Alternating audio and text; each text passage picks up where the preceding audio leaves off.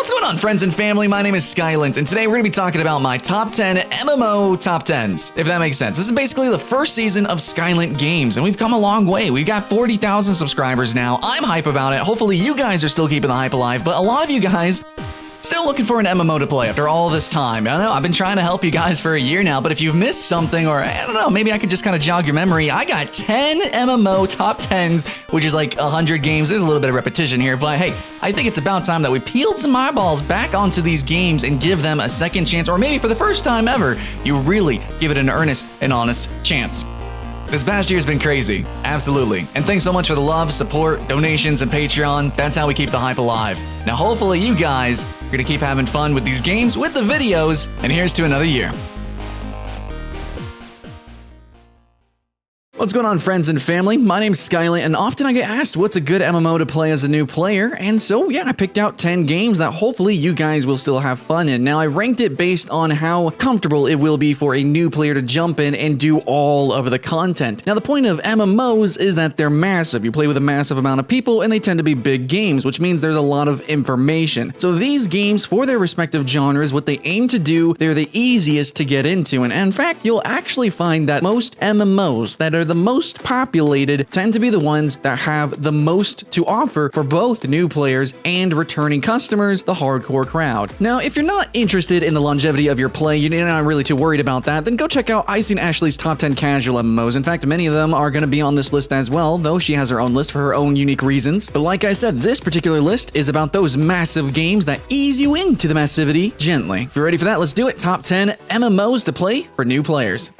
Now at number 10, we've got World of Warcraft. I just wanted to get this one out of the way so you know it wasn't looming on the list somewhere. It's right here, it's right in your face, and that's kind of how it exists in the real life. It's really just the number one MMO, most popular, and it really offers the most in terms of massivity and also like in terms of a new player being able to enjoy a lot of different kind of content. Not only that, but the story is also really introductory now. They've actually made it a little bit more climactic in ways and cinematic with certain quests, especially the levels 1 through 20, and then the end game stuff, so it's really easier to get into the literal world of the World of Warcraft as well as the mechanics. But don't worry guys, if you do want that longevity, I think you should know World of Warcraft is probably one of the most hardcore raiding MMOs out there. But yeah, in addition to that, there's a lot of sort of missed content that literally as a new player you just kind of bypass, which can be kind of confusing, and you also have to work with the kind of dated usability of the UI and some other sort of dated mechanics. But overall, actually, World of Warcraft is still absolutely a trendsetter in many ways, but it can be rough around the edges compared to some other games on the list.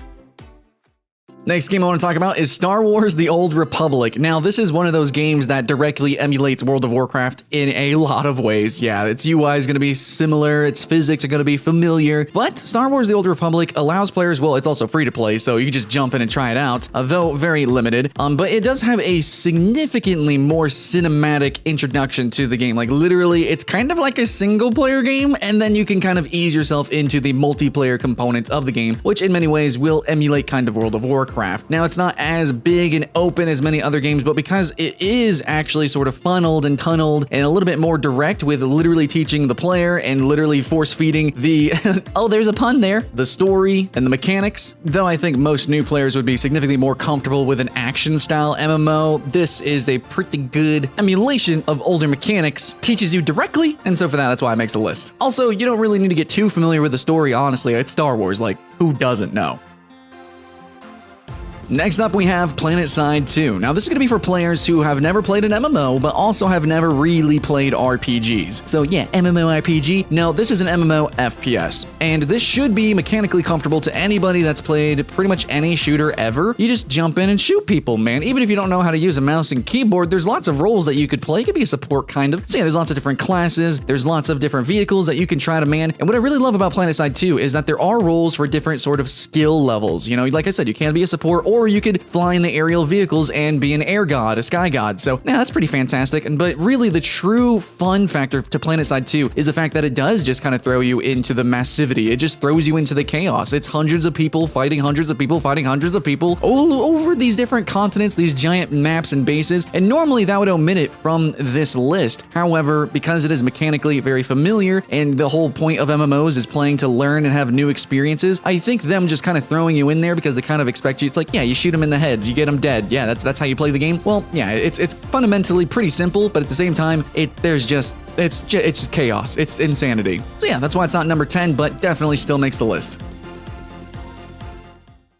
Now, it's about time we talk about Guild Wars 2. Now, Guild Wars 2 is a fantastic casual MMO, and personally, I'd probably rate it number 1 for maybe MMOs, period, and also casual MMOs. It's really fantastic. In fact, there's like amazing little events that you can do throughout the years, the different seasonal events and the different like living story events that they add in. There's a single-player campaign, and overall, the game's not too difficult, but I will say, a warning, there is a lot of casual content in Guild Wars 2, but there's also kind of a lot of difficult content in Guild Wars 2, especially the leveling content. If it's your first time playing Guild Wars 2, the difficulty is definitely there, but at the same time, that's kind of a good thing. It's teaching you that this is actually an action MMO in disguise. There is lots of mechanics to the game, and its PvP is also incredibly serious. So this game has a little bit of duality. It's also extremely casual, but at the same time, it's leaning a little bit more on hardcore, especially with the expansion and their new content with rating focus and difficulty focused content. So keep that in mind, but have fun.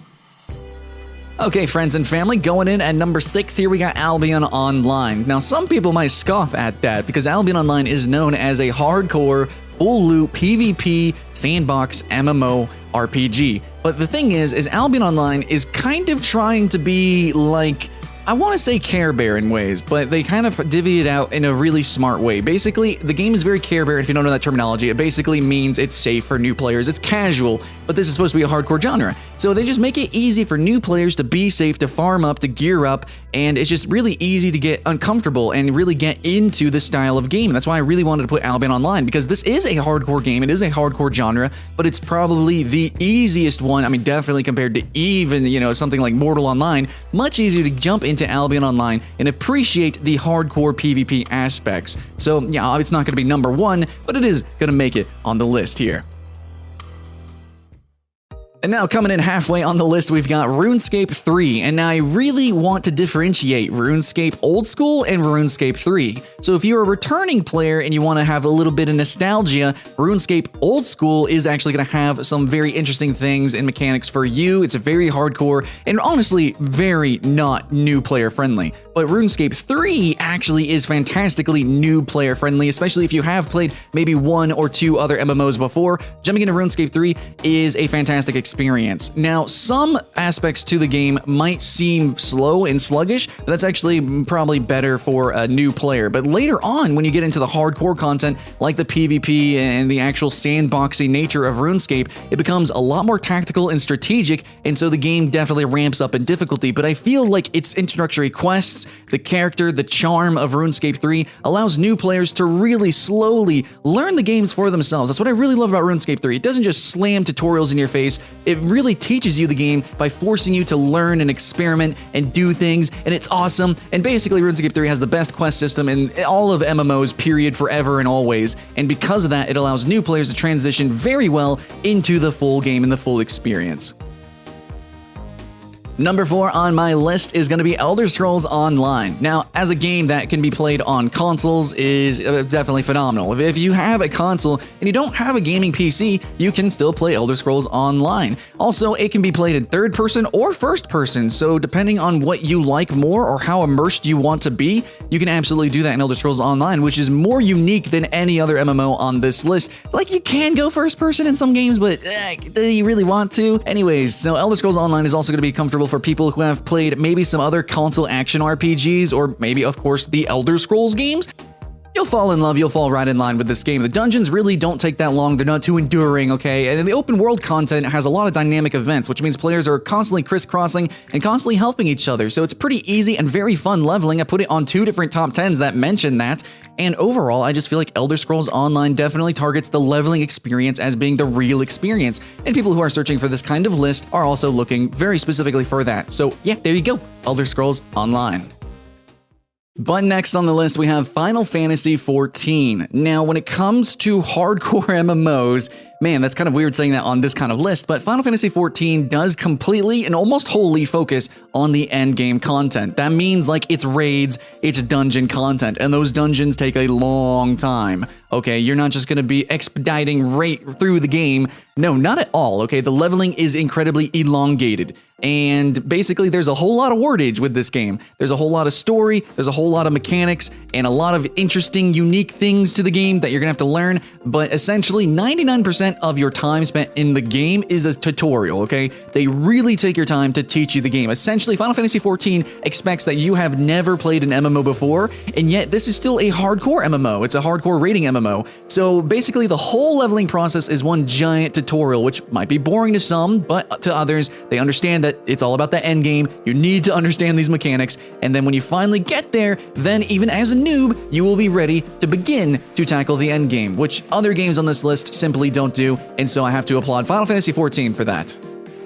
Coming in at number 2, I'm gonna put DC Universe Online. Now you can actually play this on PS4, and remember, this is a free-to-play game as well, and yet it looks so good, even for its age, and it is so explosive. Now it's really on this list because I think a lot of the times you're gonna search for games like this, like, you know, games for kids or MMOs that are safe for children, or, you know, just casual MMOs, stuff like that. DC Universe is probably gonna be on all of those lists because it's so easy to just jump into the game and literally just jump around. A lot of MMOs are incredibly restricting, especially with their tutorials, like we mentioned with Final Fantasy XIV, but DC Universe, it just immediately gets you into the action, and that's kind of what you want as a new player. You want to be familiar with some of the game mechanics, and you want to really feel the game, and DC Universe just punches you in the face and says, yes, let's do this, we're jumping in, we're freaking comic book heroes, we're going crazy. Like, you can just jump around buildings, you can literally leap and run super fast. That's my favorite archetype. You can fly around, you can climb on walls and stuff. Like, there's so many different power sets and mobility sets that you can utilize that a new player, especially a child, will just literally jump in and jump around and just have a really good time.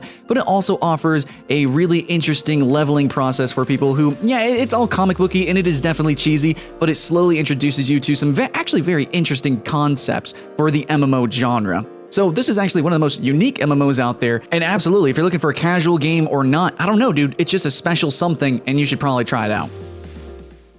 But it's about time we talk about number 1, and that's gonna be Trove. So I talk about Trove a lot on my streams because I genuinely really like Trove. Now, there is a whole lot of complexity that has been wiped clean of Trove, and yet there is some interesting new mechanics added in. A lot of people will say it looks like Minecraft, and in a lot of ways, it really isn't about the crafting, but in a lot of ways, it kind of is. So yeah, you can make your own islands and make your own mini games and stuff like that, and that's pretty neat and cool, but Trove is actually, well, an action MMO. It's very mechanical, it's very intense, and there can be a lot of difficulty, but you do have to really look for it, actually. So if you're just casually playing the game, which I would definitely put this probably at number 1 or number 2 for a casual MMO list, you just jump in, you just jump out, it's free to play. There's all sorts of weird classes that have like 2 abilities, 2, 3 abilities, really maybe a passive, and it's just like you instantly get all of your abilities, and you instantly kind of learn about the game, but then you kind of explore the game truly. You know, you actually get to see all these different biomes, all these different creatures. There are pseudo raids in the game kind of too as well, and then you can start exploring the creativity, and the loot drops are all random and silly, and there's a ton of fun cosmetics and mounts and things, and really it's just a silly light game. I've played since the alpha, and they've just added so much content. There's just so much to do. You can always jump back in and just have fun. So it's kind of similar to Guild Wars 2 in that way, though it lacks a lot of the hardcore content. They have added PvP, and they have been adding a lot of dungeons. So I don't know, man, just in terms of raw content that you can play casually, just jump in and jump out, dude, Trove is number 1. Thanks so much, guys, friends, and family for joining me for this top 10. Hopefully you do appreciate this. Now, if you really are new to MMOs, don't be afraid to leave, little questions, some comments there in the comment section. I'll be there. I'll read it. I read every single comment on every single video, and I try to respond and answer the best I can. I really want you guys to find a game that you'll truly enjoy and truly have fun with. Anyways, guys, sincerely, thank you for watching. My name's Skylint, and I'll see you in the next one. What's going on, friends and family? My name is Skylint, and today we're going to be talking about the top 10 co-op MMO. These are MMORPG that from the get-go, almost immediately, you can play with a friend and have a really awesome buddy-buddy, leveling experience. I will warn, though, that these games do leveling pretty different. Actually, a lot of these games are just very different overall, like aesthetically, mechanically. There's just a whole lot of, weird stuff going on for these games. They have different themes and things, and I know that people can be picky, especially it's kind of difficult to play with somebody else. These games, MMOs, take a long time to just get into, and the leveling can be arduous. And having a friend and, having them in tow as well can sometimes be a hassle. But I feel like these are the 10 games that are probably the easiest to really just kind of become absorbed into. And especially if you're playing with a friend, it will enhance the experience. So I will say, most MMOs, they're very social games. Some more social than others, and some focus more on party play, etc. Now, this isn't focusing on endgame raiding content. And with that being said, mostly just the leveling, let's begin with the Secret World. The Secret World is the number one I put on my RPGMO list, and if you're looking specifically for like storied content, then you want to go and check that top 10 list out. It's pretty hype. But yeah, Secret World's pretty cool game. Now, there's going to be some instances where you're literally taken into a solo instance where you have to do these, individual quests, but for the most part, almost immediately, just kind of complete your tutorial little area. Yeah, you could play with a friend. It's a pretty, I guess you could say, deep and RP-focused game, so just make sure that they're on board with that you're okay with that too, and that you guys kind of follow along at a similar pace, just kind of dive in there together, and it should be a pretty good experience. Next up on the list, we have Final Fantasy XIV, which is also a very storied game. It's going to be rather slow in the beginning. Just make sure that they are aware of that. But it actually accelerates pretty well later on into the game. It's just, I think that whenever you start, now I've only made one character, I think each role actually has different starter zones, like tanks go one area, healers go one area. But once you guys actually meet up pretty quickly, then you guys can, from there, just party up and go along. Now, this is a very partied game. Now, I already said that we're not focusing on endgame raiding content. We do have a video for that coming later. This is still, from the get-go, it is a much more fun experience because it is generally kind of slower in the beginning if you play with a friend. Next, we have DC Universe Online, and this game gets overlooked constantly. Now, this is also on PS4, and it's pretty fun on PS4, I have to admit. Now, this game, it's really cheesy looking, like it's superheroes and stuff, and I think if you're actually looking to play with like your daughter or your son or a younger sibling or something like that, this could be a great, fantastic co-op MMORPG because it's just really explosive, and for the time, even now, dude, after all these years, it still looks really good, and it is extremely action-packed. Like, this is an action MMORPG, and I can't believe it goes under the radar because it is extremely action-packed. So a fantastic game to play with a younger co-op little friend is. Now, next we have Wildstar. Wildstar, actually, currently, as me making this video, you can actually get to level 50 instantly if you want to, and just do the endgame raiding. But Wildstar's questing content is not that amazing. It's not that amazing, but it does allow for some really cool co-op stuff. So I got to play with a viewer. We streamed it and had some fun. And when I was doing my first impression, and playing co-op was so much better than playing solo. Absolutely, kind of similar to Final Fantasy XIV and World of Warcraft. It's a group game. It's a very focused on its holy trinity, and it is focused on endgame raiding. And because of that, the questing can be kind of, but if you have a friend, then all of a sudden the game really starts to come to life, essentially because of the raw mechanics of the game. Now, if you don't know anything about Wildstar, it's pretty much, I guess I could say it's like World of Warcraft 2.0, and it's like sci-fi but comic themed a little bit, and yeah, it's pretty much it. Next up on the list, we have Star Wars: The Old Republic. Now, this game is very limiting in a lot of ways. It's not quite as open and as expansive as maybe you'd think the term MMO really, instills inside of you. But if you want to play co-op and will have like a cinematic experience, you can do that. Now, it says it's a free-to-play game, and it kind of is a free-to-play game, but it's very limiting in its free-to-play. So just keep that in mind, guys. But Star Wars: The Old Republic is a pretty okay game. It's pretty decent. It's no, it's no KOTOR. It's no like Jedi Academy. It's none of that. And at the same time, it's also not World of Warcraft, even though its UI and some of its mechanics are kind of emulated from it. It's not quite that. It's somewhere in between, and I do think that it's sort of lesser because of that. But if you want to have a single session or two play through the story with a friend, this is a pretty awesome campaign to do so. Now, we have Elder Scrolls Online coming up next, and this is kind of like the opposite of what we just talked about. Everything is open world. However, all the quests, text, and well, they're not even really even text. It's just like people talking to you. There's voice acting, fully voice acted. But the thing is that it's open world questing, which is pretty cool, but they all kind of address you individually. So there's a little bit of immersion breaking there. At least if you're a fan of, the normal Elder Scrolls series where you get fully immersed, and that's kind of part of the gameplay. So this game moving to an MMO, it kind of can feel weird, and I'll admit that. But if you play with a friend, just kind of, you know, take it in strides, make sure you pace together, because it is really easy to kind of move on to, you know, a certain phase of the quest before them, but just try to stay in line with them, and you'll actually have a really, really fun time with the game, especially when, you know, open world events kind of happen and stuff like that. And this game does have roles as well, and the dungeons are really, really fun to grind out with friends too. So yeah, pretty awesome stuff there. Next, we have RuneScape, which is going to be much, much more open than the other games that we talked about so far, because this is kind of like a sandbox game, kind of. Well, it's open world, and you can kind of do what you want in terms of RPG mechanics, and there's not really roles in this game. I will say that RuneScape, I really debated putting on this list because you can play it solo, and at the same time, it's meant to be a social MMO, like you're supposed to kind of talk to strangers and have them help you and group up with them if you want to.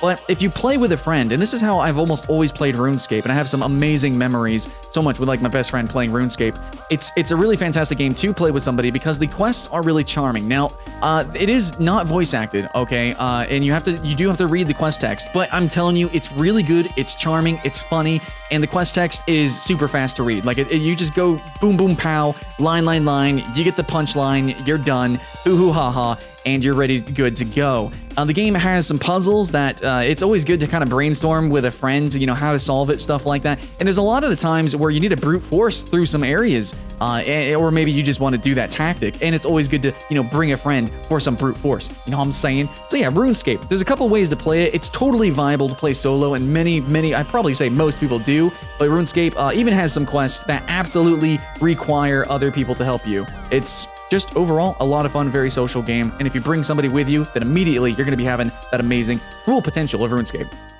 Next, we have Trove. Trove is even more, like, actually, this is a true proper sandbox MMORPG, literally. Like, it's just a big open expanse. I mean, there's like kind of like instances and phased stuff, but whatever. You just jump in, you get a class, and pretty much in like the first 5 minutes, you unlock all the abilities of the class, and then from there, you're just like pew pew pow pow, and you're just killing everything all over the place. So because this game is so open, and there's no storied content really, it's just so open and vast, and really you could do whatever you want in this game. I mean, of course, absolute limitations, like there is no story, and it's like you can't just jump into endgame raiding, which doesn't really exist. So it's just kind of like, in a way, it's a very shallow sort of, I guess you could say a puddle the size of an ocean, something like that. You know, not too deep, but there's a whole lot that you can potentially do.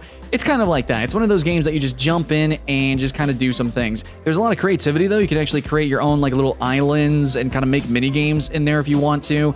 You can just grind out mobs, do the dungeons, and there is harder dungeons. I can't really say it's raids, but kind of. And it's just one of those games you just jump in and casually play. So yes, you can play co-op games casually. It doesn't have to be, you know, all the way up to endgame raiding, and it doesn't have to be very storied content. If you want a co-op game that is incredibly casual, that maybe doesn't offer as much RPG depth as other MMOs, but you can just jump in, jump out, yeah, that's Trove. Next game we have is World of Warcraft. I definitely wanted to put this on the list. Now, World of Warcraft definitely took out a lot of questing that I really enjoyed. However, if you, you know, even if you just play the free-to-play component of this game, I think it's actually worth playing co-op. Now, I'm going to suggest that you do the Undead Starting Zone like I always do when I mention World of Warcraft, because it's the best, hands down objective. But anyways, World of Warcraft questing from like level 1 to 20 is amazing, dude. It's really good. The starter quests have been amazing since Cataclysm, and they got reworked. But after that, until basically the end, it's just garbage. However, World of Warcraft is on this list specifically because if you're free to play, these starter zones are actually worth playing in their entirety and just doing them, and that's it. In fact, that's how I used to play World of Warcraft. I would just make a new starter account, and then I would just play the starter zones for all the different races, and that was good enough for me. Like, that was actual true enjoyment.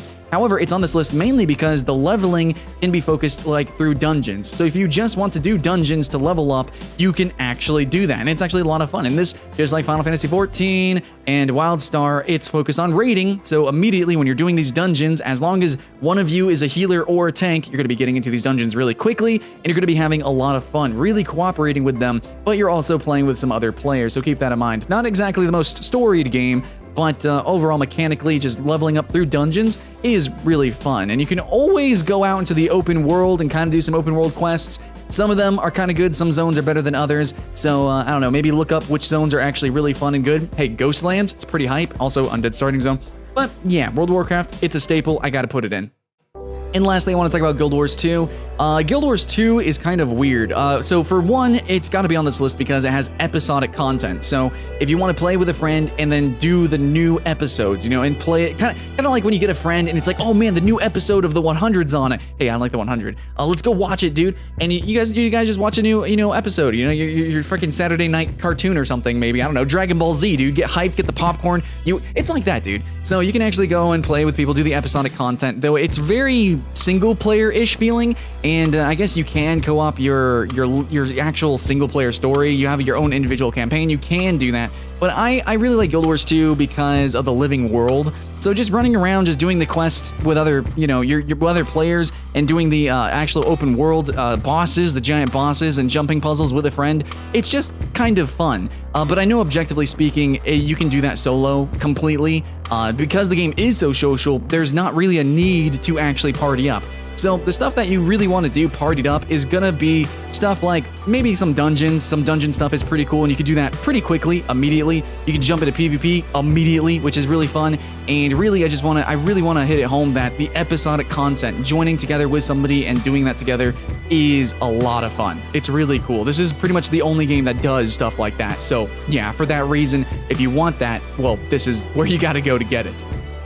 So that's pretty much it, guys. The co-op MMOs that I picked that I know are pretty good. They're pretty safe picks here. I try to get a varied amount of games and how you co-op and stuff, from casual games to more hardcore. But if you are looking for that true party content, that end game party content to play with other people, more than just one other person, buddy system, you want to go full on guild, 5-man raids, well, we got a top 10 list coming up for that. So if you would like to like and subscribe so that we can do more top 10s to help people find new games and kind of elucidate why they should play them, yeah, that's what this channel is all about, really. So yeah, hopefully you guys find an MMO for you and a buddy. I know people, man, are picky when it comes to MMOs, so just, I don't know, show them this list, show them these games, do a little bit of research yourself, and then just jump in, guys. I promise you, it'll be worth your time. Even if you not end up liking the game, at least you together would have shared an experience, right? That's what it's all about, right?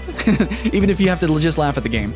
Anyways, thanks, guys. I hope you do have fun. My name's Skylant, and I'll see you in the next one. What's going on, friends and family? My name is Skylant, talk about games and stuff, and I love me some MMOs, and today we're going to be talking about the top 10 2D MMOs that you can play right now. These are not all free to play, some of them are buy to play, and some of them have varying art styles, okay? So I'm not talking about just 2D as in mechanically like side-scrolling. I'm talking about they use 2D graphics, and this is gonna be for people who have potato machines. This is gonna be for people who want a low-spec MMO, but still want to participate in an MMO community. Now, speaking of that, I ranked these, or I actually picked these, because there's not actually a proper order to it, but I picked these 10 games as the best games because they are the most relevant. So they're either new and they're 2D and nostalgic with their graphics, and they can be run on any machine, basically, or because they're old and yet they are still relevant. There's still Twitch streams, there's still, videos being made about them. They still have a community. So tragically, Ultima Online, despite its claim, no, it doesn't really have a population. It's kind of irrelevant, so it's not on the list. But there are going to be some older games on the list that are still at least relevant. So keep that in mind, guys, as we go through here. No proper order to this, but these are the best 10 2D games that I could find. This list took a long time to make, okay? So please give it a thumbs up and all that good stuff if you want some more weird top 10s like this. Absolutely, I have fun doing it and I hope you do too. Let's jump right in.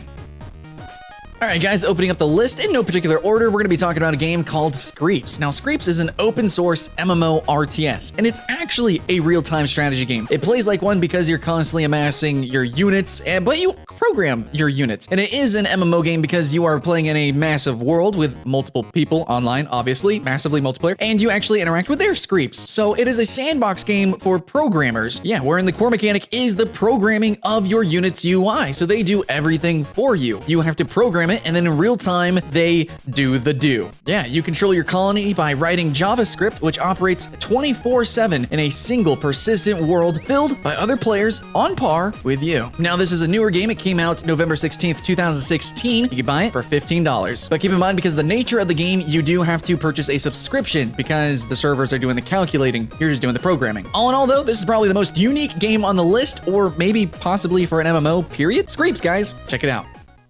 Next on the list, we have a 2D MMORPG that probably fits the outline that you're imagining in your brain, just thinking of the idea of a 2D MMO. Orake is an early access game. It was released for August 13th, 2016 in early access, and ever since then, it's been trying to do some weird things. Now, it's kind of a merging of like a very casual and minigame-oriented type of MMO, and then at the same time, almost like seemingly, aesthetically and mechanically a lot, it kind of is reminiscent of Ultima Online, games like that, older games like that. So, yeah, it's pretty weird. I mean, they got Capture the Flag and a couple of other mini games like that, but then you also have actual like there's dangerous adventures, apparently there's bosses, and there's a lot of PvP focus overall. So yeah, I think this is kind of a weird, honestly cheesy mix of a lot of different features, but I mean, hey, if there's ever a chance to jump into this game and see what it's like and join in the small community and help build it, and maybe it can shape into something very unique. I mean, it's already pretty weird, but actually a little bit more specials. Now's a good time, guys. Check out Orake.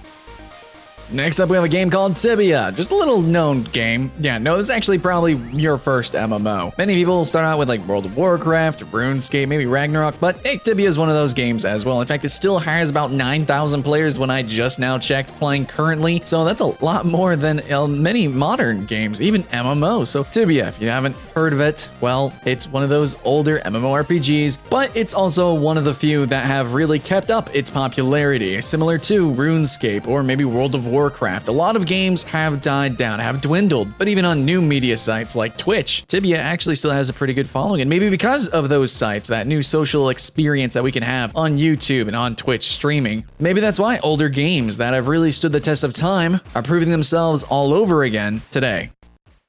Next up on the list, we have a game called RPGMO. I don't know if you could have a more basic title than that, but it's kind of like a parody of the genre itself. It's an MMORPG that's tile-based, it's incredibly old-looking in a way. It's kind of cheesy, yes, a lot of these 2D games are, but really, it's kind of like aware of itself. It's aware that it is a game, and it makes you aware of that too. So go into it with a little bit of humor, you're probably gonna have some fun. But RPG MMO, it's a nostalgic MMORPG that reminds maybe of Ultima, maybe of the classic RuneScape. I'm talking about the 2D RuneScape. It's of some older 2D MMOs back in the day even. So yeah, maybe nothing crazy, ridiculous, innovative, but as something of a parody that at the same time somewhat takes itself seriously. It's an interesting game to try out. Next on the list, we actually have a twofer. Here we have Wakfu and Dofus. Now, both of these games are going to be somewhat similar. Okay, maybe very similar. That's why they take up the same slot. Made by the same people, similar art style, and overall same design philosophy. They're basically the same game, kind of a little bit. So Dofus and Wakfu are tactics-style MMOs. So they are MMOs, and they are RPGs properly, but they play more like a tactical RPG. Something like, I don't know, Final Fantasy Tactics. Just bring that into an online environment that's massively multiplayer, and there you go. You got these games. Now, remember that these titles, or this universe of games, is actually pretty expansive. There's even a Flash animated anime. I dare say anime, but it's not Japanese, it's French. And yeah, there's actually a lot to the world. That's why they have 2 games to fill it up. And I think there's a lot to these mechanics. Overall, my experience with Wakfu was actually one of difficulty. There was not, it was pretty difficult, of course, to get into the game because it's very weird and different, but also there was a lot of challenge there. I think if you go in with a friend, and if you guys both have a lot of patience to read a lot of this charming quest text, I do believe, and absorb yourself into the adorable Flash animated art, I think you're gonna find that the mechanics are actually really deep and, of course, obviously tactical.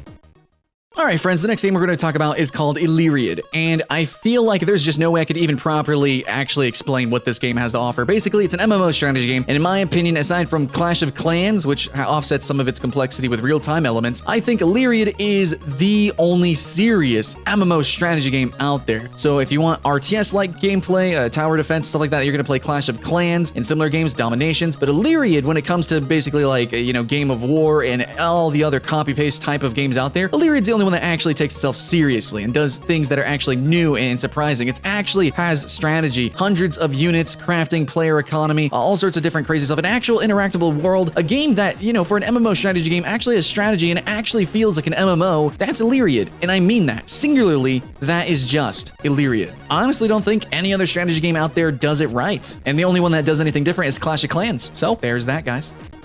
All right, guys, next up in the list, we have a game called Rogalia. It's an early access. You can actually jump in right now and play it for 12 bucks on Steam. Easy does it. Now, it's an MMO sandbox game. It's open world. Yeah, and it's got meal-based character leveling, okay? It's full drop PvP as well. And you're going to see that the aesthetic overall, yeah, it's 2D, obviously, but it's kind of more cartoon, okay? Maybe a lot more cartoon versus its inspiring emulation of Ultima Online. I also think that it has maybe a little bit more in common with a lot of early access survival games, especially since it has meal-based leveling and open PvP. Obviously, you can actually have land plots and land that you literally own and, you know, protected areas and stuff like that. I think this is probably a pretty good mix of like Air Bear-ish gameplay to get people introduced, and obviously the cute little graphics, and then, you know, actually get them into the hardcore gameplay that had made Ultima Online beloved to many.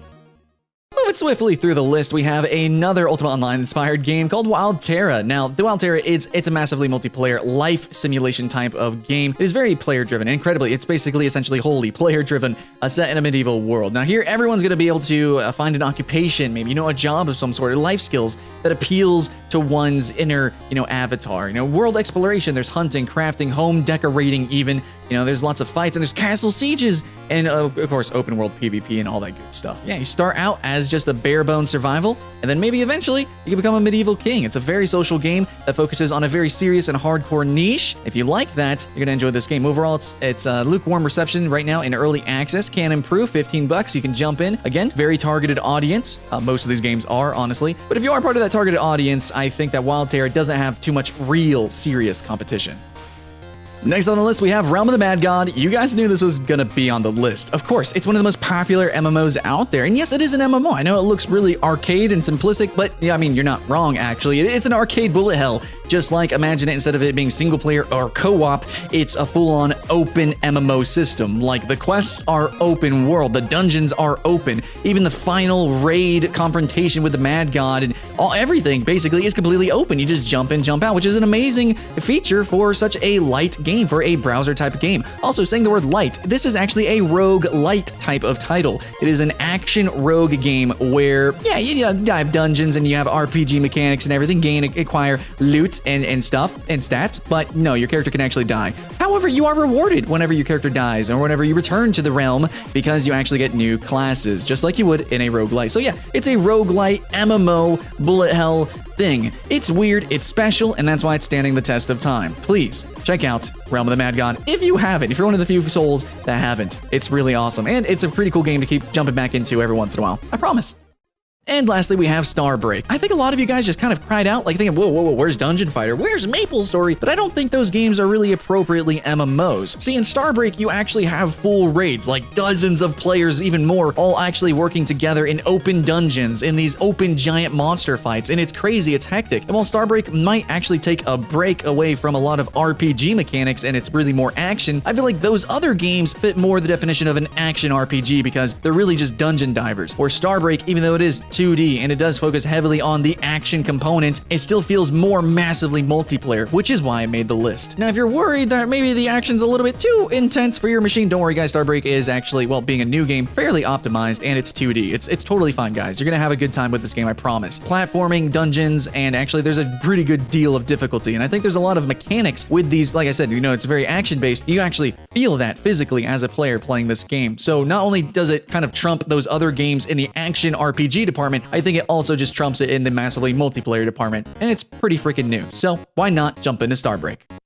That's the end of the list. I worked really hard on this, trying to find these games. Now, this is going to be for people, again, specifically for people who want to play probably on netbooks or something like that. These are weird games. 2D MMOs tends to be a strange niche, and I wanted to really pick the games that I felt were proper MMOs, you know, open dungeons, open worlds, actually fully, massively multiplayer, not just dungeon divers, such as Dungeon Fighter and also Maple Story. I wanted that true MMO experience. I think you guys are too. You're looking for that MMO experience, but, you know, maybe on not quite a proper gaming machine. So that's what this list is for. Hope you guys enjoy, and I think there actually are a few titles in here that even if you do have a gaming or enthusiast build or whatever, they're unique enough to still try out. Either way, guys, I hope you had fun with the video. Hope you have fun with the games. My name's Skylent, and I'll see you in the next one. Welcome friends and family, my name is Skylint, and the title is not to be confused with Top 10 MMO RPG, just period, as a video game. What we are doing today is we're going to be talking about the Top 10 RPG MMO. This is going to be the Top 10 best story content inside the MMO game genre. So a lot of these MMO games, MMO FPS, RPG, whatever, they oftentimes, even if they are strictly an MMO RPG, actually don't really focus on the RPG aspect in their acronym there. So this is going to be a list that really is going to order these games. I'm going to show the best ones that do actually focus on RPG mechanics and, of course, the story on the roles that the player can play in the game. Absolutely, guys. If you're interested in that, hopefully you are because you clicked on the title, then these 10 games, I'm sure you'll at least find one that you can try out and hopefully have fun with. Let's go. Top 10 RPG MMO. Coming in at number 10 is going to be a game of huge debate, and that's going to be Black Desert Online. And that's because Black Desert Online has incredibly cheesy voice acting most of the time, really awkward cinematics in its like tutorial quest line, and overall it's just like extremely vague and not quite in a romantic Dark Soulsian kind of way. But the reason I'm going to put it on an RPG list specifically is because of the amity and the conversation mechanic of the game. So you can actually talk to NPCs, and depending on your knowledge, your overall, actually understanding of the world around you, you can play like this little mini game and unlock actual new quests or things and stuffs. And so mechanically, yeah, it is a actually fun kind of like little mini game that you can do and pursue, but it's something that you can also use to immerse yourself in the world, learn new details literally about the NPCs and how they interweave with other NPCs. And yes, that is a raw mechanic. You actually use that knowledge and then move through the world and talk to other NPCs and further unlock new parts of the game as you do that. So this is something that's common in many RPGs, Western or Eastern, but rarely seen in online games, let alone an MMO. And so for that reason, for having such a massive RPG mechanic, fairly unique inside the MMO genre, I'm going to put Black Desert Online on the list. Coming in at number 9 is going to be World of Warcraft, and this is also on the list because of also all the extra mediums that it has. It has 3 Warcraft games if you want to add those. We got a new movie, we got books, we've got a whole lot of stuffs to really kind of immerse ourselves into, and then of course, mechanically, we could jump into the World of Warcraft. Now, I think that the intro zones are freaking fantastic, some of the best ever, and the Undead starting zone in World of Warcraft is, in my opinion, completely uncontested, one of the most cinematic and amazing and rich and deep and just really unique storylines inside any MMO or just RPG period. It's freaking cool. And then also if you look at the end game for Legion and you look at the new expansions, it seems like the quests are becoming more and more cinematic, more like higher production, more expressive, more interesting. And while there might be some canonical errors and some immersion breaking things, like with artifact weapons and stuff, still overall as a whole, World of Warcraft is becoming a more interesting story kind of. The problem is that the quest system is kind of a little bit, linear, extremely. It's definitely dated, and they've even been literally gutting some of the quests, such as class quests no longer existing. And the leveling process overall, past level 20, the mid-game is just completely boring, to be honest. But that very first 1 to 20, and then of course the end-game questing, that stuff is so good, and of course the rich history of World of Warcraft makes it worthwhile to put it on this list.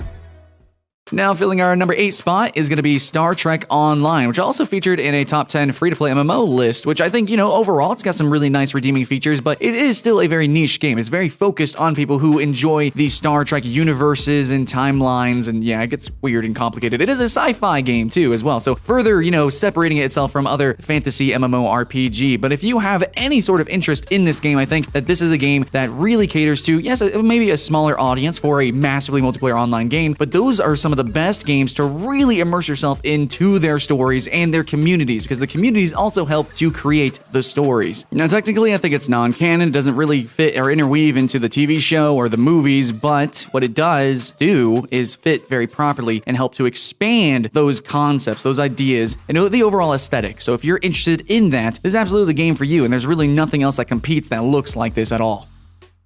And my number 7 is going to be Lord of the Rings Online. It's going to be kind of similar to Star Trek Online in the fact that it caters to that particular audience that really enjoys Lord of the Rings stuff. Now, if you watch the movies, they're great movies on their own, but they really leave out pretty much everything, dude. The books are just incredibly massive, and I think it's really appropriate that they try to fill out a massively multiplayer online role-playing game with all of those rich details, and then maybe even a little bit more, a little bit of an expansion, kind of. So Lord of the Rings Online definitely is absolutely inside the universe, and it's going to feel like that, but at the same time, it's a little bit more usual in ways to other MMORPGs because it is a fantasy setting. So maybe even if you're not quite a fanatic over the Tolkien series, purely from a mechanical standpoint, Lord of the Rings Online may be showing its age a little bit, but definitely still worthwhile.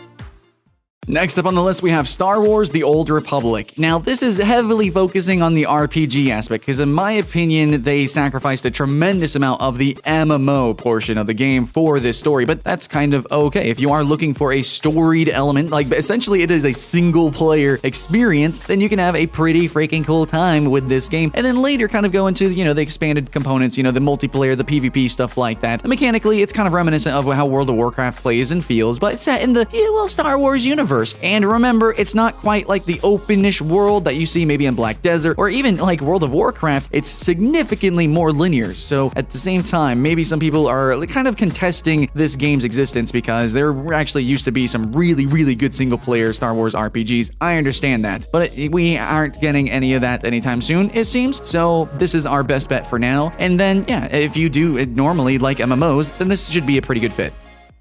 Coming in halfway on the list, we have a little game called Runescape, which you might have heard of. So if you play the 2007 version, or if you're playing Runescape 3, which is the one I'm going to suggest for this particular list, I think either way, you're going to have a really good time, because no matter what, ever since the incarnation of Runescape from basically a 2D game all the way to now Runescape 3 with its enhanced graphics, it's really been the quests. The quest system and the unique RPG mechanics of Runescape have really defined the game. And also, it's sort of like comic charm. It's kind of a funny game. It's kind of a silly game that's very aware of itself, that's very much knows that it's not hardcore like Ultima, and it's not quite as action-based as World of Warcraft, but what sells it, to me personally at least, is going to be these charming quests. Not only are the quests funny, the quest text is concise, it's clean, it's simple, it's right there in your face, you get the joke, the punchline hits you hard, but it's not just that, it's not just hoo-hoo ha-ha, it's not just for the lols, the quests actually themselves are kind of mechanically interesting. It reminds me a lot of some older RPGs where you had to actually use your brain. It's not just your brawn, you're not just running in there with the biggest gear and just smashing things. So every quest is mechanically unique, you're doing new things, each quest has unique storylines interweaved into them, and every NPC in this game has a purpose for the player and a meaning in the overall world. Now coming in at number 4, we have Final Fantasy XIV, and overall the world building is pretty unique, coming from, the Final Fantasy background. If you have played any of the Final Fantasies, you should know to expect something interesting and different. Well, Final Fantasy XIV is going to deliver that. It's going to definitely sacrifice some of its PvP components for that focus, and some of the other more usual MMO components, but Final Fantasy XIV has really freaking good dungeons and endgames, so mechanically, if you're interested in that, that's what you aim for in this game, but also it just kind of looked graphically really, really awesome. It's very immersive in that way, but it's definitely no sandbox at all. Pretty much the opposite. It's very, very linear, but if you want linear progression, a linear story, and you really want to just play a role that's somewhat predefined for you, for the most part, generally MMOs let you kind of define yourself, but Final Fantasy XIV is a little bit different. It really feels more or less like an RPG that happens to be massively online, versus an MMO game that has RPG mechanics tacked on. If that makes sense, kind of. It's kind of what the point of this list is anyways. Oh yeah, I want to add bonus points here actually too. When Final Fantasy XIV turned into A Realm Reborn, they actually included that canonically into the story, how the previous version of the game was destroyed in a cataclysm, and well, it was A Realm Reborn now. Coming in at number 3, we have The Elder Scrolls Online, and this is something more of like a realistic approach to high fantasy. It's not too comical, it's not too out there, it's actually a little bit more serious, and you can see that in the aesthetics and also the story. Now, if you like The Elder Scrolls overall, The Elder Scrolls games that is, then I think you're gonna really enjoy Elder Scrolls Online, because everything is fully voice acted, and now with a lot of the updates since launch, the game feels more like a proper Elder Scrolls game versus just an MMO that happens to be kind of set in the universe. No, it actually feels a lot better now, and the expansion coming out soon seems like it's actually getting into some very pivotal story moments inside the overall Elder Scrolls universe, which has a lot of people very excited. Now, not only is everything fully voice acted, and it's pretty okay, it's pretty good, but the quests themselves are actually really fun and very interesting, and they interweave pretty well into the world. And also, for this type of game, there is a little bit of awkwardness when it comes to, playing with another player, but for the most part, I really cannot think of any other way that this could be a better multiplayer game when it comes to these type of quests. A little bit of immersion breaking, but honestly, for an Elder Scrolls game, the job that they did is phenomenal. But again, I do want to reiterate that as an MMO, it might actually be a little bit more appropriate to play this game single player, because there is a little bit of continuity issues if you do try to duo. Other than that, it's pretty neat. Now, my bias is definitely going to show, but at number 2, I'm going to put Guild Wars 2. Now, Guild Wars 2 is an amazing game all in all, but I really appreciate its storied content. So you actually have a single-player campaign that is ever expanding now because of the living story, which, yeah, as the name would suggest, it's literally living and breathing, and it's consistently being episodically added on. Heck yes, hype. Anyways, so yeah, the game actually has a single-player component where you can run through a campaign. There is actually decisions and choices to be made. You make friends, you meet characters, and then sometimes that'll interweave with the open-world content, which I also really appreciate. But then even the dungeons themselves have their own story modes, and even in the non-story modes, the explorable modes, they still have their own unique characters and stories as well. And then we move on to the mists, and then the raids, and then even just the open world content have their own stories that are told. Yes, it's not quite as in your face and cinematic, literally with cinematics like in the campaign, but there is so much more that other games, when they just focus on linear progression, they just focus on the dungeons, they just focus on one aspect, then they kind of miss out on everything else. And Guild Wars 2 tackles everything and has really awesome storytelling in a multitude of different ways, in a multitude of different directions. So for me, this is probably the safest bet. If you're looking for a game that has a unique world with a unique story that you can influence as a player and feel influential and feel powerful, then this is probably the most rewarding MMO to play for you.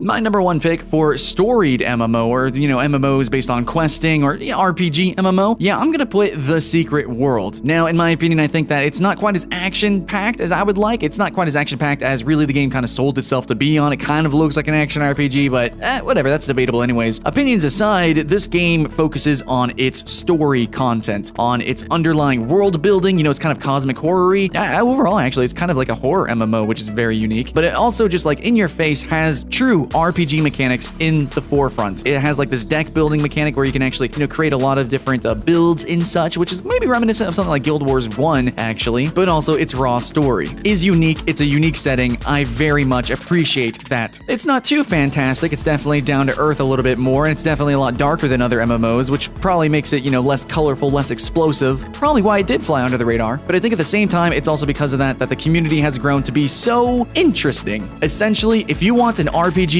inside an MMO universe so that you can actually roleplay, if you're looking for an MMO so that you can actually play a character and properly RP, in my opinion, I feel this is that game to play. And for that reason, I really want to sell it. I really want to put it on number 1 for an RPG MMO list.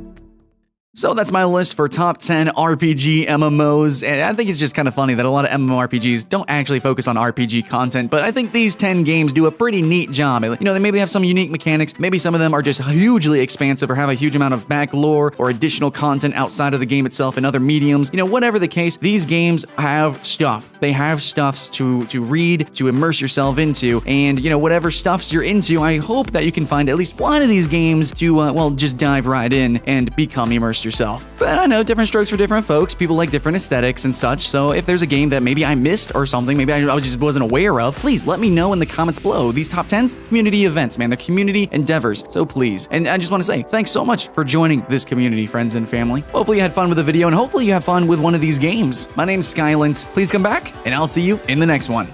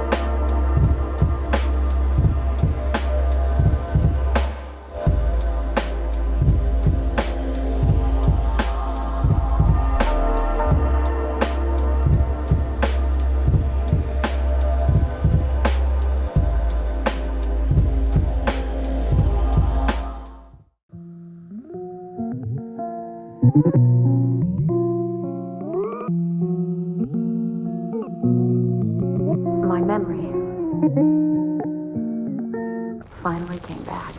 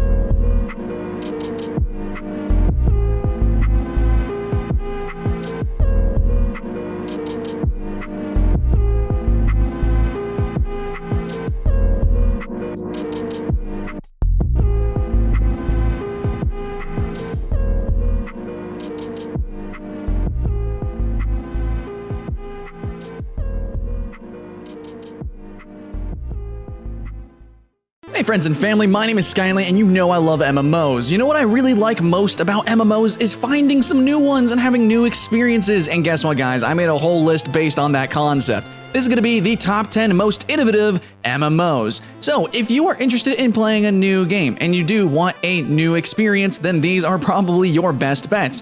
they're not going to be for everybody. All these games are wildly different, but that's the point, is each of these games does something different, or maybe many things very differently, and it's going to be overall a very new and magical time for you if you are a new player to MMOs, or even if you are a veteran and you've kind of bypassed these games. I promise you, try them out, you at least won't be wasting your time. Alright, so let's do this. Top 10 most innovative MMO.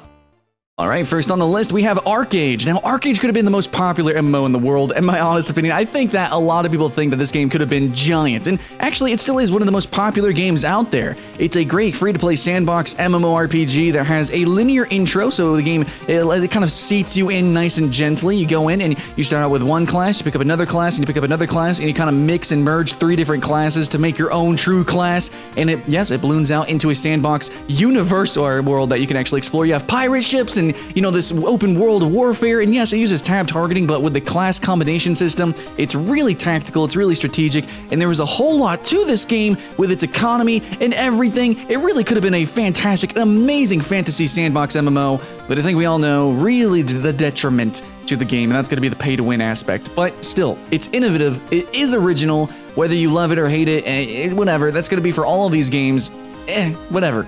Doesn't matter, Arche Age still, as a whole, has something to offer for somebody. Next on the list, I have Dofus Wakfu, and I always put these two together because they are extremely similar, made by the same people, and basically they almost look identical if you've never played them. Anyways, actually there is Dofus Touch on mobile devices, but Dofus and Wakfu are these like flash animated tactical MMOs, if that even makes sense. Really, I haven't played any other tactics MMOs proper. So you have this open world that you kind of go explore, and dungeons and bosses and whatever, and it kind of plays like a Final Fantasy Tactics game. You do have your one character though, and you have to work with other players in this sort of tactics universe, kind of in these mechanics. So the game is slower paced, and from my experience, just first impressions, it was actually kind of hardcore. Like it took a little bit to get into, so definitely niche, and of course with the art style and everything, and the gameplay itself, like normally most people would probably go play XCOM or Final Fantasy Tactics or some of the many tactics mobile games, or even Tactics CCG, but Dofus Wakfu is really the only tactics MMO, at least currently right now. I have seen some on Kickstarter, that is true. And also, the universe is pretty big. I mean, it has 2 games plus Dofus Touch, and it even has a anime. I mean, if you dare call it anime, it's French, but still, the universe is really, really big. There is some story, there is some charm, and it has really weird, again, tactical gameplay that you don't see in MMOs.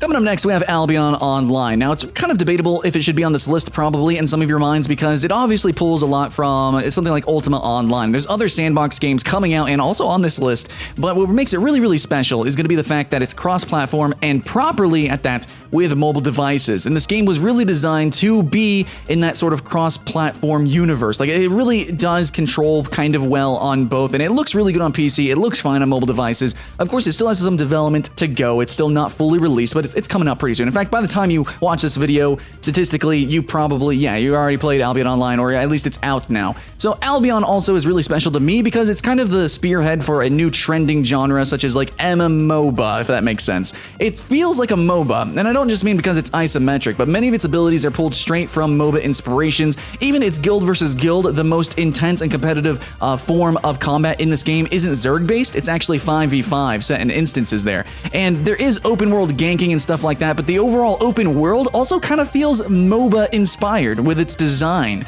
Very interesting overall how this game is really kind of forming itself to be a very mechanical and hardcore game, but also made for mobile devices, which generally those games are kind of the opposite of that. So absolutely, while it pulls from a lot of different games, such as, even the developer is citing that it's a Fantasy EVE Online, I still think that the direction that the game is going in is very original.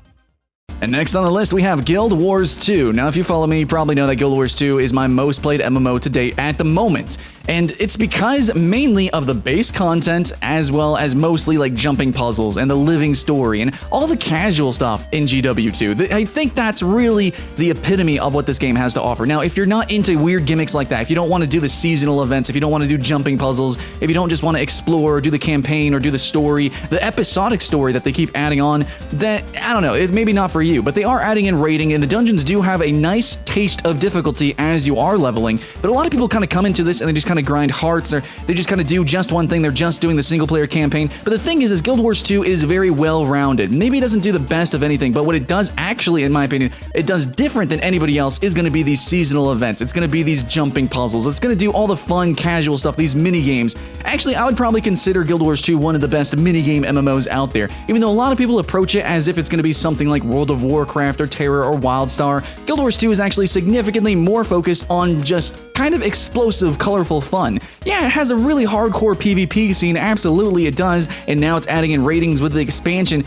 But really, Guild Wars 2 is something like a one-shot kind of game. It's really a theme park. You go in, you do these things, you kill these giant bosses in these giant open-world battles, which I think are better than any other game. You do these jumping puzzles once, you get the achievements, you do the Easter egg hunts, you do all these little mini-games, you do it one and done, and what's great, no subscription fee, okay? You can just jump in whenever you want to. And that's what you're supposed to do. Every season, every update, come back in, have some fun, and you're G to G. Okay, friends and family, moving on from that, we have RuneScape. Now, everybody knows about RuneScape, but a lot of people don't realize why RuneScape is so good. They just see it's popular on Twitch, they see that there's a lot of YouTube videos on it, and they see that it's old. Well, I'm gonna actually put RuneScape Old School as well as RuneScape 3 on this list, mainly and focused on the questing. I think RuneScape quests are not only the best, but I think they're done in such an original way that no other game is really gonna come close until they essentially mimic it exactly. See, RuneScape quests are done individually, where in other games, yeah, I mean, there's individual quest lines, and there are individual quests that might be kind of interesting or good or cinematic, such as the starting zones in World of Warcraft, and such as some other stuff in Guild Wars 2 as well with the single-player campaign. But RuneScape's quests are really designed in such a way to really make you think, and a lot of the times you have to be very collaborative, and a lot of times, honestly, they're just frankly good, okay? Now, also, there's many hardcore aspects to RuneScape. Really, RuneScape is kind of half theme park, as in one and done, you do these quests, you move through it, you grind, you level up, but it's also half sandbox as well with the PvP. Also, if you die, it's kind of hardcore. So yeah, it looks kind of cute and childish and blocky and colorful, but actually, no, yeah, if you die, you lose a bunch of shit. So it's pretty intense when it comes to that. And overall, a lot of people still enjoy RuneScape because, frankly, it just does a whole lot of things, a whole suite of mechanics that are simply not used in modern MMOs. And a lot of the times, it's clunky, it's slow. Yes, it kind of can look very blocky and old school, obviously, but there is still some specialness to be had, even if you are a completely new player. So what I would do is, if you're totally new, I suggest RuneScape 3, and if you're nostalgic, maybe you played a little bit of it a long time ago, jump into old school RuneScape. They're still adding on tons of new content, and there is some specialness to still be digested.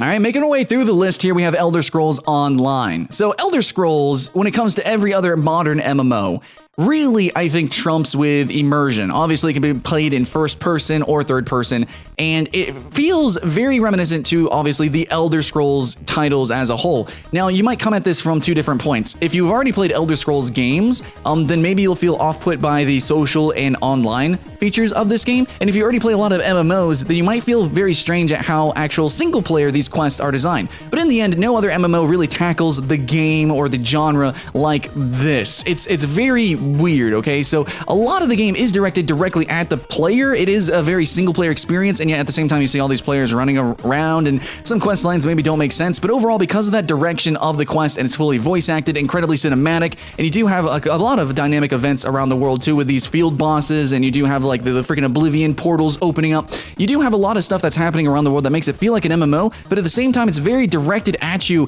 single-player, while still being in the open world, where other games like Guild Wars 2, they're gonna have single-player campaigns where you actually go into your own instances and you're not playing with everybody else. So while it can create a schism and a lot of people feel uncomfortable with it, it's still something that's very unique and interesting in terms of design. Also, the leveling with this game, you actually level individual abilities and you have mixing and matching of classes and roles and all that good stuff. There's a whole lot of uniquity to the game, but I really wanted to point out that what makes it very, very special in the MMO space is going to be its open cinematic questing that it has.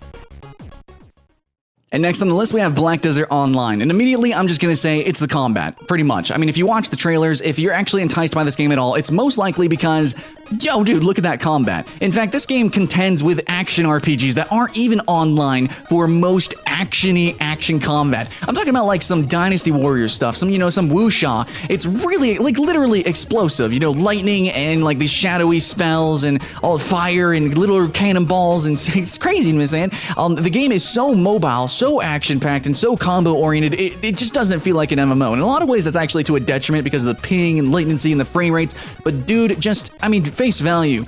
Black Desert is huge. It's big. It just does the combat in MMOs the best. It's just the fastest paced and probably the most skill oriented.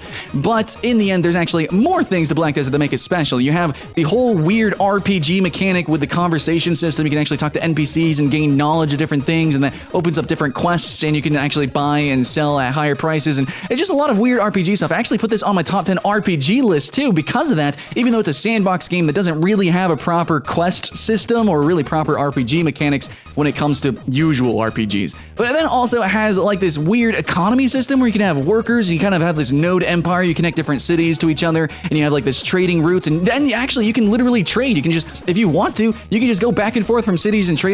And yes, it's a sandbox game, and so there's going to be a plethora of things that you can do. But what I'm saying is, even though the things that you do in Black Desert aren't exactly original, the way it feels and the way you go about it is original, it is innovative, and also it kind of just looks freaking gorgeous, and that's probably why it's one of the most popular, if not the most popular, sandbox MMO right now.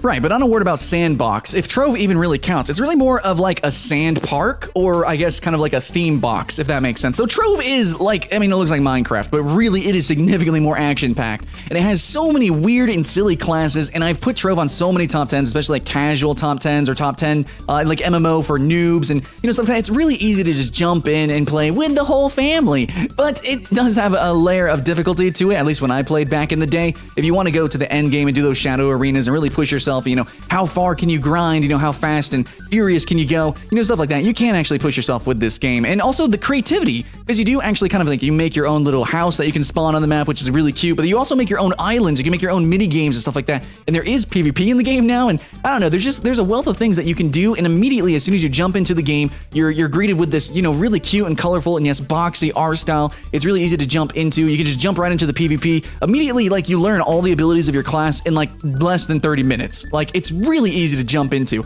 And so for that reason, because it's one of the most casual and just fast games, it's just most intuitive games to just jump into, you know, fun for the whole family, absolutely I wanted to put it on the list. Not just because its art style is kind of different for MMOs, but a lot of the stuff that it does is just really, really friendly. But aside from its aesthetic, the mechanical thing that really separates it is the overall 3D-ness of the world and the platforming as well. And you might actually see that from the gameplay, but it's not all just combat exactly. There's also a lot of platforming and a tremendous amount of 3D movement and climbing and soaring that you'll be doing in Trove, which gives it a very original feeling. Next on the list, we have another very 3D shooter MMO, and that's going to be Planetside 2. So this game, you got classes, you got equips, you got vehicles, it's a big team battle, you got different bases, you got objectives you got to take. It sounds like Battlefield, except that instead of 64 players inside an instance in a lobby, it's hundreds versus hundreds, you know, actual faction versus faction versus faction, you know, inside these giant continents, inside these giant bases. And really, the game is just so action-packed, absolutely. This is, I think, the only true MMO FPS, the one that actually qualifies as a proper FPS and a proper MMO at the same time. And if you've ever tried using these vehicles or strategizing with like a team or a guild or a clan or whatever, and you actually go in and you commit to certain actions, you know, plans and strategies and tactics, this game gets really in-depth. Now, I will admit that the shooting mechanics, the ping, and some of the graphics, overall the aesthetic, it kind of looks a little bit rough and harsh in ways, and it feels a little bit rough. But in terms of the MMO scale combat, that's also FPS, or, you know, even regardless, there's really rarely any games that is just fully PvP in your face. It really feels like you versus the world, but try to get some friends along the way. And now our number one is going to be EVE Online for incredibly obvious reasons. How many other space games do we have to this caliber that actually is this hardcore, that is this sandbox, like literally a universe? And this game actually broke world records for numbers of people inside a single battle. Yeah, you actually just hear stories on literally news sites talking about these giant massive battles, these things that are historic. They're literally historic moments in real life and also inside the game universe. EVE Online is truly massive. It truly earns the title of MMO. And it actually directly inspired many sandbox games right now, even on this list, and also coming out, obviously not aesthetically because most of them are fantasy based, but looking at the economy and how that plays in the actual true sandbox elements of the game, you know, allowing for people to be bounty hunters and stuff like that, like actually adding in those social elements, they're inspired by EVE Online. It absolutely is slower paced. It's really focused on like crunching numbers and also the social dynamic. I mean, if you can have like literal politics in this game and have like thousands of dollars worth of like damage from conflicts, things get really serious and you definitely take your time with making decisions. But if you really want that very serious, very hardcore, literal universal scale sandbox experience, EVE Online is where you get it. Alright, that's the end of the top 10, but there are a suite of new games, actually, that are looking very original, very different. Actually, I can give you some honorable mentions here. We have a 2D sort of programming. It's a real-time strategy MMO, and it's like really the only RTS MMO. It's called Screeps. Really different, really strange. Also, yeah, the new Darkfall game is looking pretty good, too. Now, Darkfall, I know there's been a couple of them previously, and then there's also competitors like Mortal Online. You could even say, like, Elder Scrolls, in a way, competes with it. There's been some other hardcore-ish kind of first-person games. Gloria Victis on the horizon, but I think right now I guess we could just spotlight, you know, Darkfall is also pretty original, got some pretty cool stuff going on with it. As well, another honorable mention was my number 1 on my 2D MMO list is a game called Starbreak. Now, some people debated if it's really an MMO, but when it comes to 2D, you know, self-proclaimed MMOs, this is the most social and it allows for the most amount of players in the game with open dungeons, so it is the most closely resembling of an MMO, and so that's why I wanted to mention Starbreak. And there's lots of other MMOs that are very traditional, but they do some things very differently, such as Final Fantasy XIV with its very heavily like story focus too. So let me know what you guys think, your thoughts and feelings, and I know there's tons of games coming out that are really weird, way radical, and I can't wait to talk about them. We might even redo this list specifically for just upcoming games. Let me know your thoughts and feelings below, guys. I hope you had fun. My name's Skylint, and I'll see you in the next one. Hello friends and family, my name is Skylint and I love hardcore games. If it comes to Dark Souls, if it comes to arena shooters, competitive games, PvE, PvP, it doesn't matter. I like really challenging myself. And I think, like you, many of these games that come out nowadays are very unchallenging, all the way from the beginning to the end. They are very Care Bear holy. Now there are some that have really shined, such as EVE Online, and historically many of them, like EverQuest, Ultima Online, remember those days, guys? But I think now it's time we can really look to the future with bright eyes, because these crowdfunded games, these indie games, players like us who played these games or maybe worked on those games are now working on new projects to bring that back to life, guys. You know what I'm talking about. I'm super stoked for these, and it's really awesome to see the trend of hardcore games coming back to life. Now, it's not just MMOs either. There's lots of new genres completely springing up in this vein, such as the survival genre, you know, stuff like that, and I just cannot wait to talk about all of them. But today, absolutely, top 10 upcoming new hardcore MMO RPGs. First up on the list, coming at number 10, and remember guys, this isn't based on just the quality of the game that I think, or the hype, it's really based on the severity of how hardcore the game is, or how hard it is actually to get into the game. So Camelot Unchained should be relatively easy to get into. I mean, it's still a giant guild versus guild massivity Zergfest type of MMORPG, where you're really focusing on the actual PvP, on the actual conquering. But the thing why it's actually lower on the list is the individual punishments, the severity of the punishments is actually not that big. You know, it's not full loot PvP. So normally, actually, every other one on this list should have, you know, either full loot or some sort of looting from PvP. This game isn't quite going to have that. Now, there is really just going to be kind of rewards for PvP, and it's really going to focus on that guild PvP. And the fact that it even just completely focuses on PvP greatly is kind of a moniker of hardcore games, but you do have to join a guild. You are going to have to really absorb yourself into these communities, into these faction fights, and there you'll find your rewards. Otherwise, it's going to be really decimating to you, which is why it deserves a spot on this list. But it is actually very friendly to get into and not too severe of punishments, which is why it's so low. Coming in at number 9, we have Albion Online. This is a title that I've covered extensively, so just if you want to see what it's like, go check out my channel. Boom, all of it all over the place. So plentifully, I have talked about this game, and I really appreciate most aspects of it. I do like that it is a hardcore PvP-focused game. I wish it was more 1v1 focused, but it seems to be guild versus guild versus guild, you know, all these guilds fighting all over each other, which is pretty freaking intense, and it is full loot in certain areas. However, the PvE actually has a great deal of difficulty, almost like raid level difficulty in some instances, as well as the fact that actually it does have instances now, and they have zones where it's like green zones where you're not going to be PvP'd at all and you won't lose your loot if you die from PvE, and then you have yellow zones where you might lose your loot, and then you have red zones which you do get PvP'd all the time, black zones, full loot PvP. So you do have kind of like this gradient introduction into the game. If you want to run instances for less money, or if you want to go into open world instances, if you want to run the green zones, get green resources, or if you want to go into those more dangerous areas, you can expedite your growth and your gameplay overall. If you want to play solo, you can potentially do that if you just kind of want to craft and stuff, but really the meat and taters of this game is going to be in those hardcore areas, playing with the guild, playing with the community, and that's going to take a little bit to get into, but luckily I think Albion Online does a really good job at transitioning a new player into that hardcore gameplay.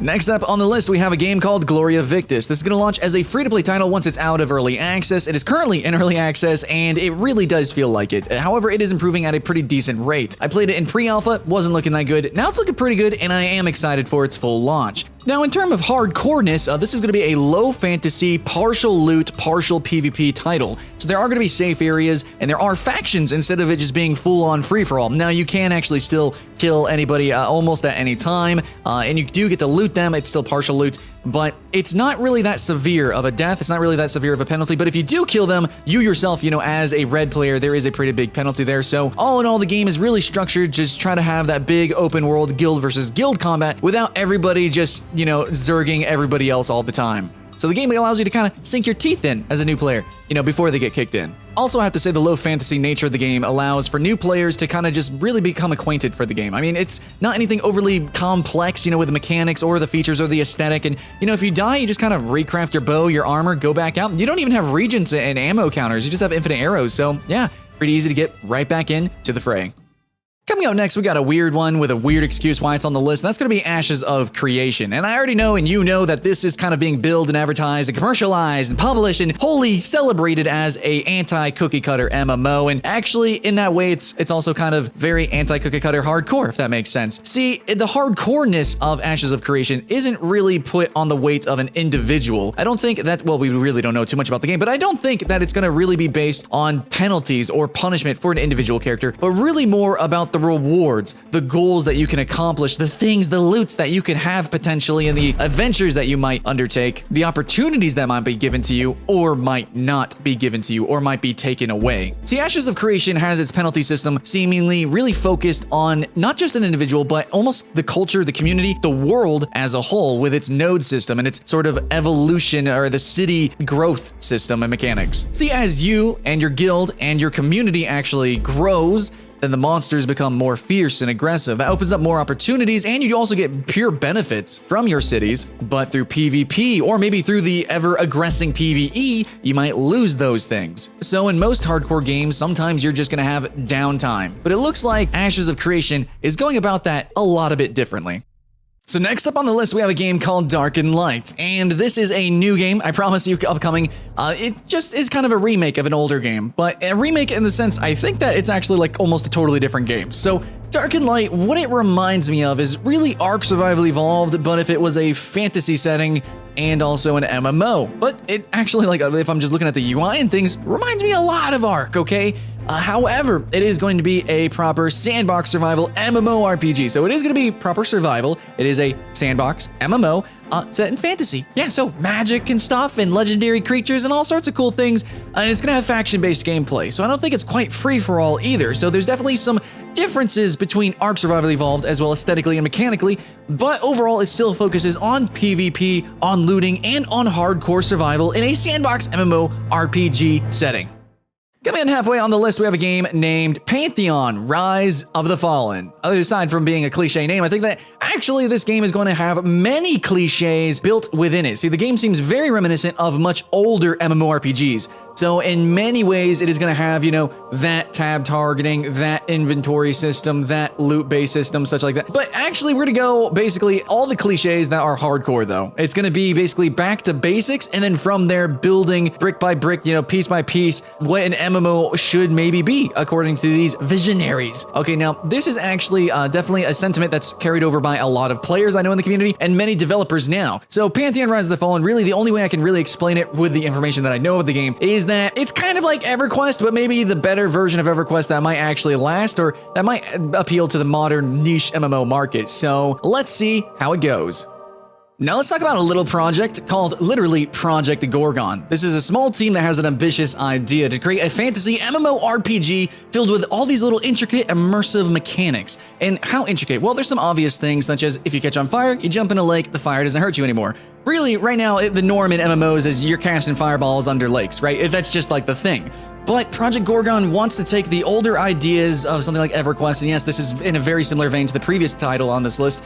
We really want to take those EverQuest-ish or just older MMO ideals and then just push them forward. Of course, that comes with all the faults, but at the same time, that's also part of the charm. See, this game is hoping to deliver an incredibly immersive experience. However, the faults of older games is that it's not going to deliver that experience readily or comfortably for new players. You first must break the barrier of that immersion. You must immerse yourself. I mean, like literally reading maybe the lore books in this game will actually teach you about the mechanics or teach you about a hidden quest or monster that you have to go and find. It's probably not going to be on a map. It's probably not just going to be on a compass. Be like, go here to do a thing. Most likely not. Project Gorgon really wants you to go and find out real stuff, like how to do real necromancy that even exists or how to even utilize it, like programming your own pet golems or learning chemistry so you can create big giant explosions and things like that. The whole point of the game is kind of in its awkwardness, which is kind of a tragedy, but at the same time, if you can get past it, if you are a real hardcore MMO player, if you break past that barrier, the point of the game is the discovery. It is constantly breaking past not just the initial barrier, but another barrier and another, and seeing how far the rabbit hole goes.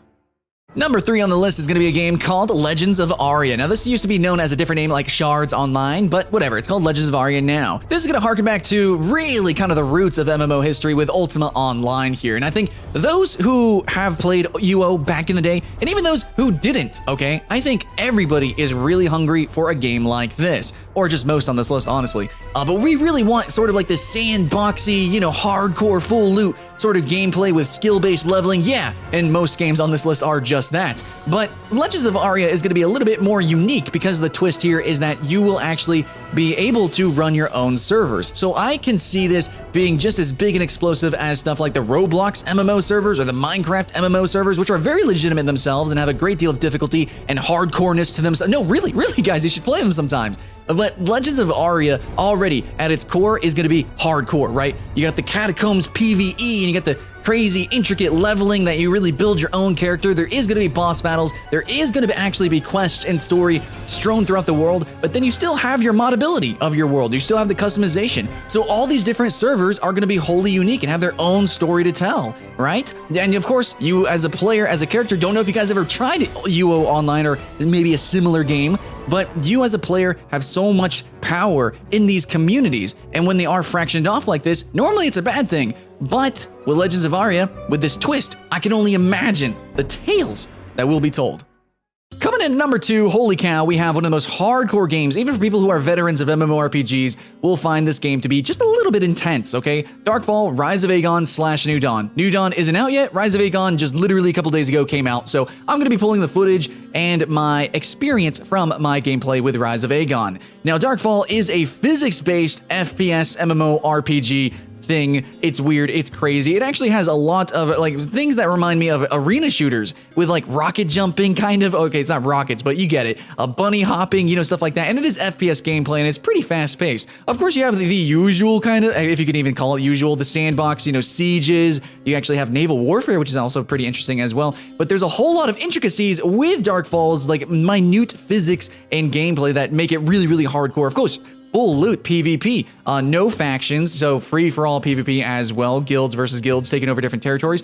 But to me, what makes it really exciting and what makes it very unique is going to be its PvEVP, as in the PvE in this game is seriously hardcore and intense. You have to actually aim. There's physics-based spells. There's spells that'll knock you on your ass, literally, like they'll push you back and stuff like that. And that's just the PvE. The monsters freaking run around and try to dodge your shots. It's really intense, man, for an MMO. But then also, it's full free-for-all PvP, so you got to be worried about ganks. And then the actual minute mechanics of the game in the combat with the resource management, the 50 different spells that you can use at any one time. Oh man, dude, when you actually put all of it together, this game is seriously mind-bogglingly hardcore.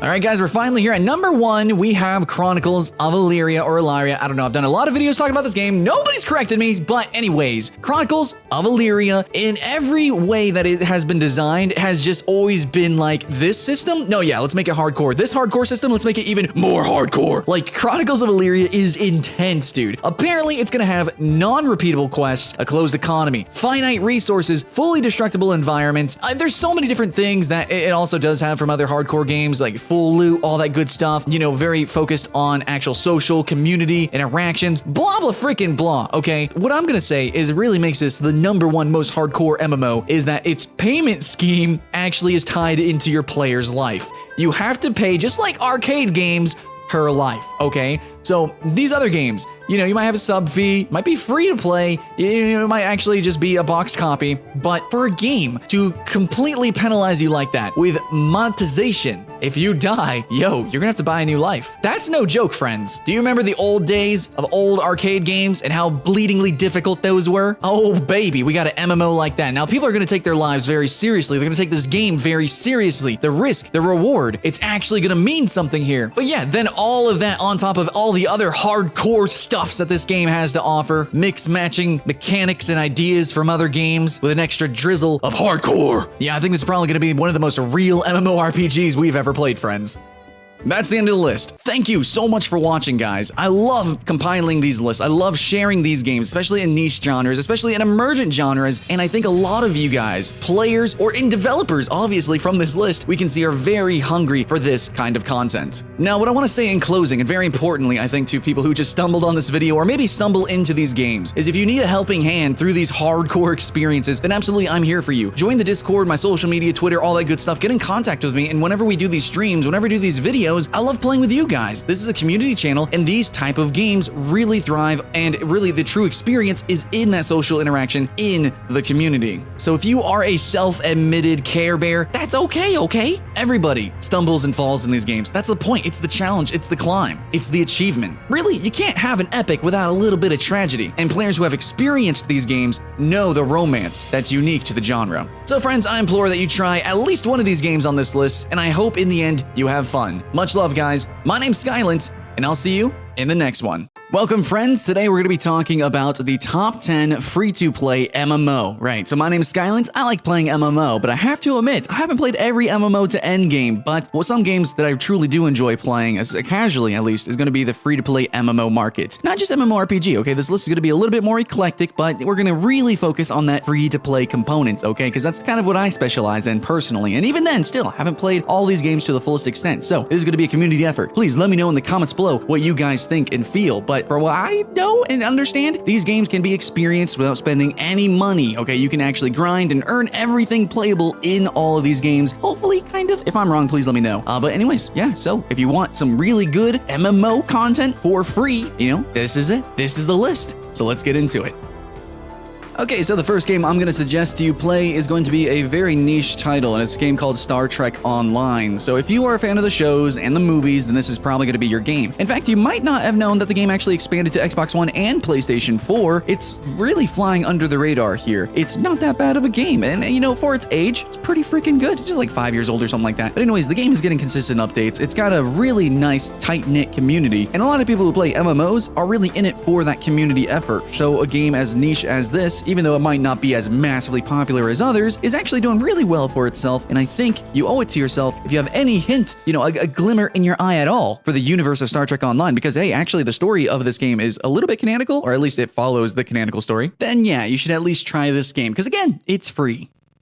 Next up on the list is going to be a very similar situation, and that is going to be The Lord of the Rings Online. Yep, another niche title that's focused completely on a very hardcore fandom, okay, here. So it's going to be The Lord of the Rings universe. If you're a fan of the books, maybe the movies, then yeah, you're probably going to have a good time. You're going to fit right in here with this community. But I do want to kind of touch on the free-to-play factor for Lord of the Rings, because there are expansions and updates, I do believe. But I believe also, very similar to Guild Wars 2, you earn that sort of premium currency through playing the game. So eventually, if you wanted to really like be dedicated to playing free to play, then you could eventually unlock everything playable in the game just from playing the game. So Lord of the Rings Online as an MMO, exactly, for every reason why I kind of praise Star Trek, you're probably going to enjoy this game. Okay, so next up on the list we have Rift. Now this is a game that I don't have too much experience with myself, so please let me know if the end game is worth it. All I know is that there is a very awkward introductory stage to, this MMO. And as a free-to-play game, it seems very welcoming, I do believe so. It's just that, for me personally, it just didn't fit my taste. I think this is going to be a game that is going to be kind of polarizing to a lot of people, not just because of, well, in previous games that we talked about, their fandoms. It's just that we've kind of seen a lot of the stuff that it does in other games. However, all those things are pulled into this game, and And so if you yourself get pulled into the game, you'll have a wealth of things to do even as a free player. Yeah, you can do everything in the game apparently, so that's pretty neat. But I will say again, it kind of resembles some other games. Most directly, it was competing with World of Warcraft at the time. Of course, we saw what happened. It fell from grace and went free to play, and now has it reclaimed some glory. I know it's not a bad game. I don't know if it's for everybody though. Please let me know in the comments. Alright guys, so next on the list we have a 2 for 1. I believe that neither of these games really deserve a single slot on this list. I think both of them are amazing games as a whole, and their free-to-play content that is specifically made for free-to-play players that kind of limits them, that content is also very, very generous, I think, and very good. But this is a list about, playing and living inside of these MMO worlds and these communities for free, persistently. Now, both of these games do offer options in order for you to actually play their expanded content or, their subscription service, unlock the future content. You can do that as a free-to-play player through, in-game currency exchange. But at the same time, these games don't make it very easy to do that at all for a free-to-play player. They give you very specific restrictions as a free player to limit your gold income, which is what you kind of need in order to purchase the subscription service in Runescape and the gems in Guild Wars 2 to upgrade to the expansion. So because of that difficulty, I'm not going to put these games very high on the list, and in fact, I'm just going to put them both in the same slot. I think this is going to be a good point for contention and controversy, in the comments below, but I don't know, I like both of these games, and they do allow you to play for free, technically, so let's hash it out in the comments below. Yeah, now following that, let's talk about Arche Age, a notoriously pay-to-win free-to-play game. So Arche Age is free-to-play though. You can play all of the playable content, mechanical content that you can actually enjoy and consume. You can do that for free. However, I think that the debate comes from, the fact that the game is pay to win. You can actually get things that boost you as a player, that give you bonuses, and because it's a sandbox game, because it does have this, ecosystem, and, there's a lot of, intricacies to Arche Age that, it makes it kind of awkward and really hard to sort of justify putting it on a list like this. But I think since it is also a sandbox, you can enjoy it in a number of different ways, and like I said, technically, you can experience all the content for free. It does belong on this list. Maybe not so high, but it does belong on this list, and especially for first impressions as a free-to-play player, it's fun. But to continue to stay and sit in this community and enjoy it with everyone else, with this whole pay-to-win thing hanging over your head, it might be a little bit dubious, but still, it's at least worth checking out. Alright, now halfway on the list, we have a game called Planetside 2. Yeah, you can actually play this for free on PlayStation 4 as well as PC, but Planetside 2 is a game that I kind of have a little bit of a history with. I actually made a couple of videos talking about it, and every time I did a review or a re-review, first impression, whatever, I felt like it was kind of grindy / pay-to-win-ish. Now, technically, I know it's not pay-to-win, but it is a PvP game only. It is an MMO FPS. Original, yes, really cool game. You're not going to get another experience like it anywhere else, free-to-play or otherwise. But the thing is it throws you in with all these other players, and there's all these vehicles, all these classes, all these weapons, the customization. There's a lot to do, but it's kind of gated behind a tremendous amount of grind. And so since it is directly PvP and with that grind added in, you are going to feel kind of not very good as a free-to-play player. I know myself, I was forced, in order to play a specific role with my group of players, I had to spend money to unlock a certain item so that then I could, fulfill my role in the group. Not everybody's experience is going to be like that. I'm just saying. That's, that feeling, that vague, awkwardness, that sensation of inferiority that will permeate your being as a free-to-play player. That's the reason why it's not higher on the list. Next up on the list, we have a game called Blade and Soul, and I just want to say, from here on out, there is absolutely nothing wrong with any of the monetizations in these games. So yeah, I'm just going to talk about the games. Blade and Soul, dude, it's a kung fu fighting MMO. Now, I think some people will not enjoy this game. It really depends on your ping. If you have good internet, good ping with the servers, then you're going to have fun with this game. I mean, of course, also, it might be a little bit niche because of the art style. It's also a 6-year-old game that was, meant for a completely different audience entirely, but it finally came to the West, and I think it looks good for its age. I think it plays well. Again, it's just really about that latency, okay? Because it is a kung fu, and it really feels more like a fighting game, okay?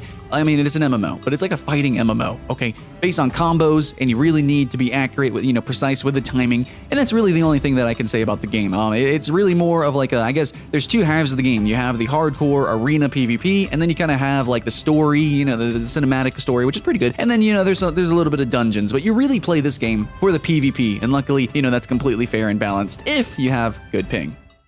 Number 3 on my top 10 list is going to be Wildstar. I put it pretty freaking high up because honestly I think it deserves the spotlight. Wildstar is a game that launched as a AAA boxed with subscription game, okay? So lots of money was poured into this and would require of you to actually participate in the game. It was supposed to be focused on endgame rating and it still kind of has that niche. It does have a little bit more of a difficulty scale toward the end of the game, which is pretty hype honestly, but that directly contended with World of Warcraft in art style, in gameplay. It was really trying to pull from that. So that's really why it kind of failed there, which is really tragic, honestly. But Wildstar now actually has a very worthwhile amount of content to play through, and it's all completely free. It's just kind of like cosmetic, aesthetic, and just, quality of life kind of stuff if you want to, spend money on the game. But entirely wholly, Wildstar is a great game, especially if you're looking for something that's similar to World of Warcraft, but with a little bit more, I guess, bite to it. It's a little bit more action-based. A story of David and Goliath, except this one didn't turn out so pretty.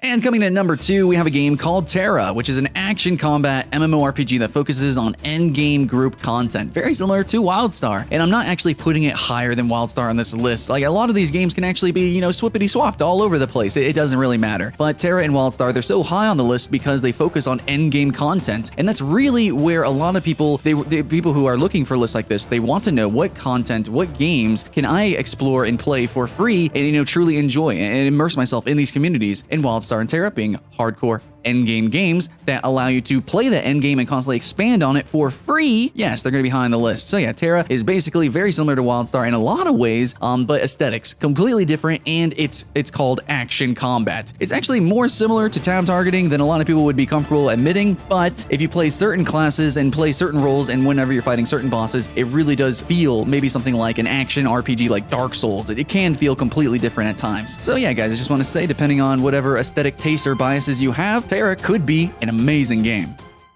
Alright guys, my number 1 is going to be Trove. Oh yeah, man, I love this game. I absolutely love it. It's a casual game. It does not focus on endgame rating or anything like that, okay? And there's really no expansion or, there's no like actual limiter for new free players or just new players, period, to have to be like purchased to actually enter that. No, the game is completely focused basically on that like early game content, on the early casual leveling experience, just trying out new classes constantly, consistently, like going and doing new things, going to new areas, but not exactly like going further out and doing like, the end game, which is locked away somewhere and you have to go through all these loops or something or eventually pay money. No, that is not the case. Trove is a lighthearted, fun game. In fact, I seen Ashley put it as a number 1 on her casual MMO list. I completely agree. It's a very fun game to jump into, jump out of. There's really no weight. There's nothing on your chest and no sort of despair at all. Like, there's nothing in the game that really incentivizes you to spend money except for cosmetics, really, and getting those faster, actually. So yeah, you don't feel any sort of tension or incentivization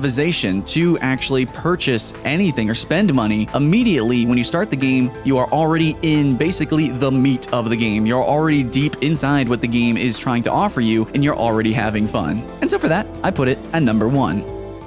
Alright guys, I just want to say thank you very much for watching my newest top 10. I do a lot of these. I try to do them daily, try to get them out. I really love sharing the love, sharing these games and my love for them, and hopefully yours too, yeah? Community effort, like I said. So if I'm wrong about anything or if there's anything I missed, or you just want to add on a little bit, tell us your experiences, it'd be pretty cool, pretty fun, then yeah, do so in the comments below. So guys, keep the hype alive, thumbs ups, comments down. My name's Skylent, and hopefully I'll see you around. What's going on, friends and family? My name is Skylent, and today I'm going to be trying to one-shot a top 10 list here. In fact, I do it all the time, but this is a big top 10, okay? But I really want to talk from the heart here. If you let me do that, please, thank you. I think you really appreciate it. This is going to be top 10 MMORPGs. Just period, not just free to play, not just buy to play, not just subscription based, whatever, not just, action RPGs. No, we're talking about specifically the massively multiplayer online role-playing games, all that together, those specific games, that's right. So those specific games, there's not too many of those massive games out there, right? It's pretty obvious, it's pretty self-evident, but maybe I can, add a little bit of flavor to the conversation here. So here's my ranking. They're not really ordered in anything special, right? All these games kind of cater to different audiences, etc. So yeah, they're based kind of on, I don't know, whatever. I just threw them on the list like that. Yeah, okay, cool. So let's start off the list by talking about Arche Age. Arche Age is a sandbox MMO, I guess when you, in terms of endgame, right? But whenever you first start the game, it doesn't seem like that. It actually seems very linear. You have a very, like literal line that you follow through progressing through the game, but that's just kind of like the leveling. When you actually get into the meat of the game, which takes a little bit, then it truly kind of becomes a sandbox. Yeah, so it's a PvP game, and with that, it's a little bit debatable how fun the game can be. I mean, it depends on your mindset, but the game is kind of a little bit sort of pay to win. Some people would say it's very pay to win, but it really depends on how you as a player play, because in the end, it is a sandbox game. So just keep that in mind. Other than that, Arche Age is actually pretty unique because you can build houses, there's boats and things I guess you can make, and also there is a unique class system where you can kind of pick between 3 different classes and different abilities in that, so really unique character builder there. Yep. Anyways, moving on, we have a game called The Secret World. Yeah, so this game goes under the radar just non-stop, and maybe that's kind of a good thing, because it's allowed itself to focus completely on its niche. So yes, the combat probably leaves something to be desired, but in the end, The Secret World isn't just about its combat. Even though it sold itself in the very beginning, I remember it was constantly trying to advertise its unique combat system, because you can kind of like deck build with all sorts of different abilities and stuff. But really, The Secret World, what makes it special is it has a very interesting role-play community. Like, they take it very seriously. Not only that, but I guess the world building of The Secret World and its story elements are extremely good. Probably the best in any game, okay? Definitely rivaling some games that just focus on the story, even non-multiplayer games. So yeah, seriously. Next game we have is Terra. Terra is one of the biggest free-to-play MMOs out there. Not the biggest, actually, but in terms of, like, hardcore endgame raiding MMOs, well, like, free-to-play, Terra is, like, the MMO, okay? Now, it's not that optimized, to be honest, and it's a little bit older, and there are some interesting design decisions with some of its classes, being gender-locked, especially to the Lolly class, okay? And it's a little bit cheesy, in my opinion, for some of the character designs, but then again, that's just my personal bias, right? But Terra is actually very interesting. If you're a fan of World of Warcraft with the endgame raiding, and you want that group content that's actually very challenging, then Terra has sort of a unique take on that, slightly kind of sort of, because it does have action combat. It's really more like pseudo-action combat, in my opinion. I don't think it's true action combat. It's nothing like what you would see in a proper action RPG. Maybe something, or like Dragon Nest, actually. So yeah, not quite true action combat, but it is action-y, I guess. Anyways, next up I have Wildstar here. Yeah, Wildstar I think is a great game. It's a great MMO. It does have really nice, challenging endgame rating. It's nowhere near as popular as Terra. Obviously, we know the stories of Wildstar, but in the end, it is a really polished, finely tuned game, okay? There's really unique classes, really unique mechanics and gameplay there, but it just kind of, on the surface, it really does look like a lot of other games, okay? And the questing is pretty boring. Even like, there is a little bit of humor with that. If it doesn't tickle you, right, then it's not going to hit home, and it didn't. It really didn't. A lot of people would rather stick with their World of Warcrafts or play, I guess, games that are already established, like Terra. So, yeah, Wildstar doesn't have that big of a population, but seriously, it is a solid game. It really is. RuneScape 3. Specifically, guys, I'm putting RuneScape 3 because during my streaming with old school RuneScape, I definitely rage quit, okay? I feel like old school RuneScape is for older players, nostalgic players, and the numbers are growing, but I really don't think that many new players are joining in RuneScape. I think a lot of just older players are, constantly returning, that's cool and everything, but even though I had nostalgia goggles on, equipped, dude, I didn't really enjoy my time. I felt like it lacked a tremendous amount of polish that could have been polished up, in the time that it's been, since 2007. Yeah. Well, anyways, that game is RuneScape 3 now. So yeah, you can play RuneScape 3 and have a lot of fun. There's a lot of polish. It's missing some of, like, I guess probably the uniquities that a lot of people who play old school RuneScape really want to be in the game, but it just doesn't exist. I don't know. I think it's debatable, but in my opinion, I think RuneScape 3 is the better product. That is probably going to be very contested in the comments, absolutely, but that is my opinion. If you want to play a really cool, fun, free-to-play game, check out RuneScape 3, and if you want to continue playing with a subscription, RuneScape 3 still has a pretty awesome endgame. Not all the big streamers are just playing old-school RuneScape. Most of them, yeah, but not everyone, okay? And not everyone enjoys all the bots that, populate old-school RuneScape. So check out RuneScape 3, please. Next up, we have, obviously, World of Warcraft. I really honestly don't even need to say anything at this point. You know that it's all about that end game, okay? It's really more about those dungeons, playing with your friends, at a casual level or hardcore with the raiding. That's what World of Warcraft mainly is.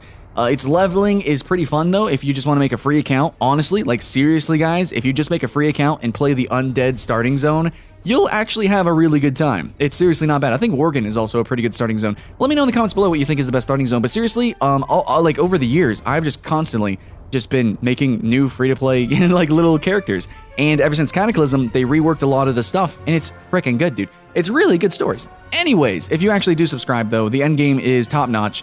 Only competed with, I guess, maybe something like Terra, kind of a barely, and really Final Fantasy XIV is its only true competition. And then it's really kind of a different game at the same time. Next game we have is Black Desert. This is a true sandbox game. It's a giant sandbox. And that's good and bad, of course. So it's good in the sense that you can kind of figure out new ways to play the game. You can play the game in ways that nobody really kind of thought you could do that. I mean, I didn't know you could just be a horse breeder. Some people are just like fishers and shit. Like it's pretty crazy. But at the same time, the game only really offers, you know, different levels and flavors of grind, kind of. There's no raiding, there's no dungeons, proper dungeons, and there is PvP, but while the mechanics of the Black Desert aesthetically look pretty cool, I guess, and mechanically they are like the most intense out of any MMO period, even rivaling a lot of action RPGs, the thing is that it's not as balanced as a lot of people would like. Same, I guess, conversation that you would have with Arche Age. So yeah, kind of sucks about that. Black Desert is a little bit pay to win, but I think it's been eased up a little bit. Okay, we'll have to see how the game evolves from here. But anyways, there is a conversation to be had about how Black Desert really, I guess fares against other people, being fair.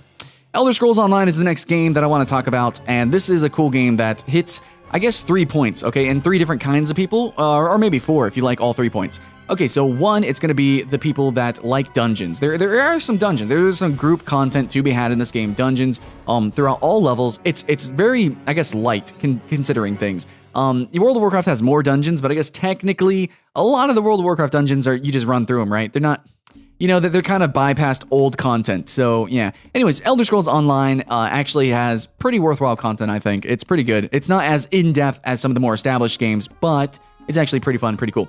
Next, we have the PvP, the world versus, it's like server versus, I don't know how they explain it in this game. Anyways, it's faction versus faction versus faction.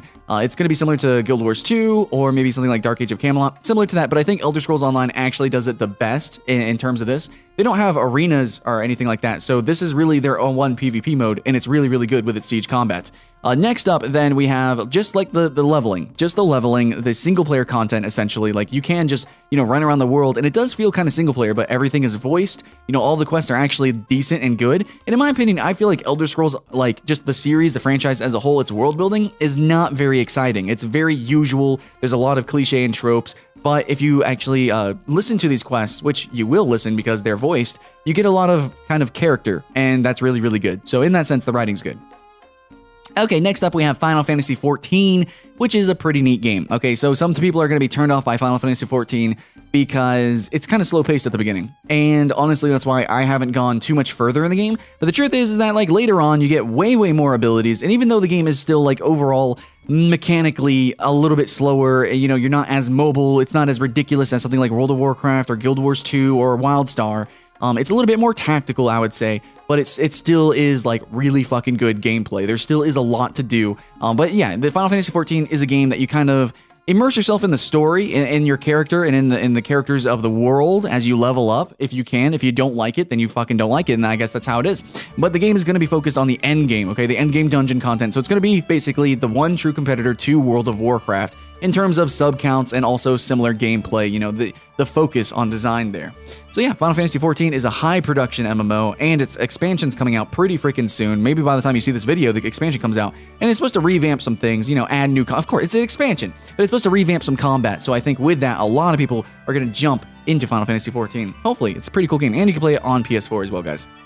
And lastly, let's talk about Guild Wars 2. This is the MMO that I put the most amount of time into because it's just a really fun casual game, and there's just a couple of main points that make this game very, very special to me personally. One's going to be the seasonal events, okay? They have a living story update, so like it's the campaign, kind of, like there is a single-player campaign, kind of similar to the Star Wars The Old Republic.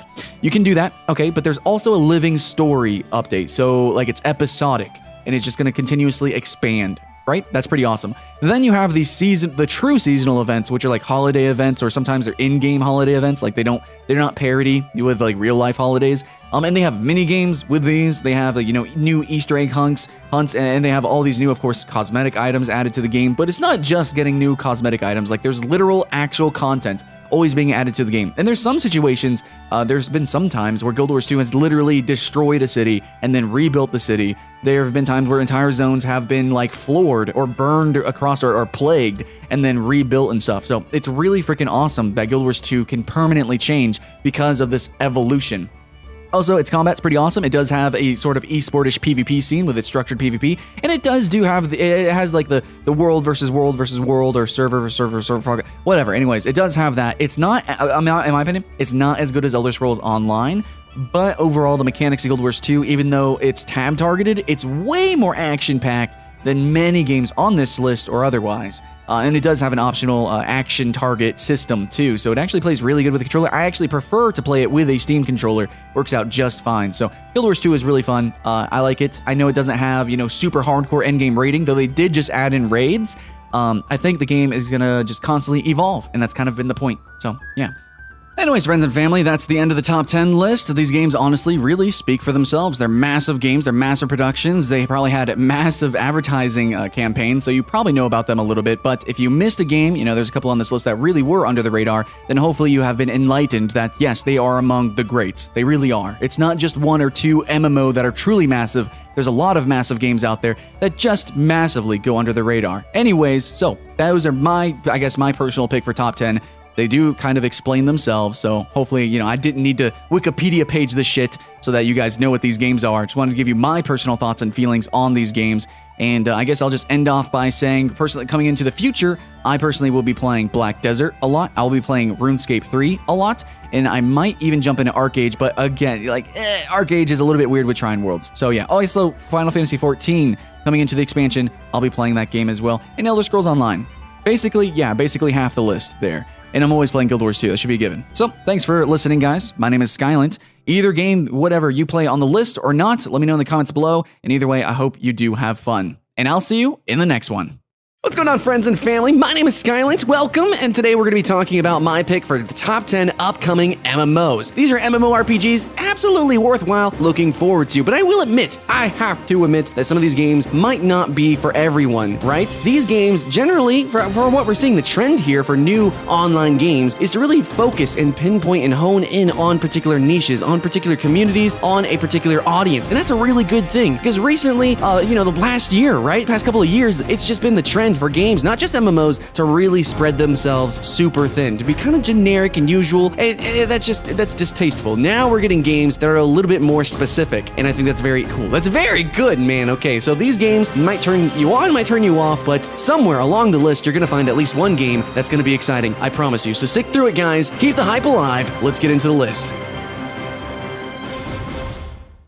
Alright guys, let's kick off this top 10 list with a game called Pantheon: Rise of the Fallen. Now this is a game that I actually don't know that much about, but the more I learn about it, the more I kind of start to fall in love. Now I'm somebody who really loves action combat, or even a lot of casual MMORPGs, but there's something that I've been kind of craving. I've been craving sort of like the old school, like the EverQuest, kind of style of gameplay, or like vanilla World of Warcraft almost, but a little bit more hardcore, okay? I want a little bit more role play, I want a little bit more like statistical analysis and tactics and strategy, actually like playing the game, the Holy Trinity, and then that expanded, the actual role play and the social aspect of MMORPGs, really focusing on that RPG component. But yeah, Pantheon: Rise of the Fallen is appearing to actually kind of, be inspired from a lot of older MMORPGs and really just kind of focusing on that. I'll admit that it also kind of in itself looks like an older MMORPG graphically. It's not too fantastic in terms of, explosivity and action. It's no Wildstar. Okay, it's no Guild Wars 2, but that's maybe a really, really good thing. You let me know in the comments below, guys.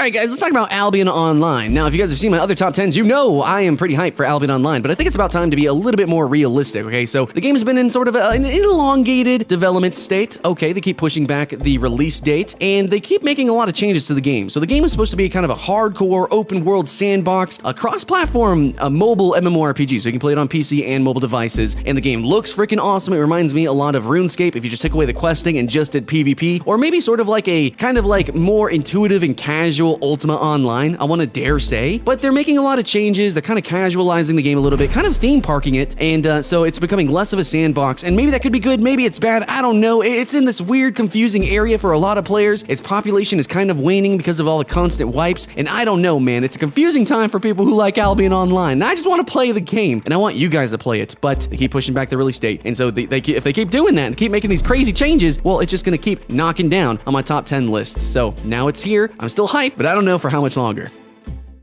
Yo, Peria Chronicles hype! Anyways, so this game is looking pretty good, right? I mean, just looking from the trailer, the aesthetic. Actually, I put this in my upcoming anime game list because just like visually, it looks really awesome. It's supposed to be this incredibly like action-packed and gorgeous, cel-shaded looking game. You know, it looks like an anime game brought to life, and there's not really that many MMO anime games. And so this one, you know, true to the anime styling, is just super exciting. Anyways, weeboo out. Okay, let's talk mechanics. Let's talk game design. I think one thing that could be really tragic that this game is currently actually in development hell, and it was really ambitious. It was supposed to have like world crafting mechanics, like you can actually create your own villages and stuff, like from the fucking voxels, from the very polygons themselves, and maybe even like create quests and do some crazy things like that. But I don't think that's probably going to be fully implemented into the game. It's taken a long time to come out, and I think they're going to cut some features. So it's either going to be the action combat or it's going to be a lot of the crazy like Minecraftian customization. So we're either going to get a social game or we're going to get an action game. Either way, though, it's going to be a good looking game.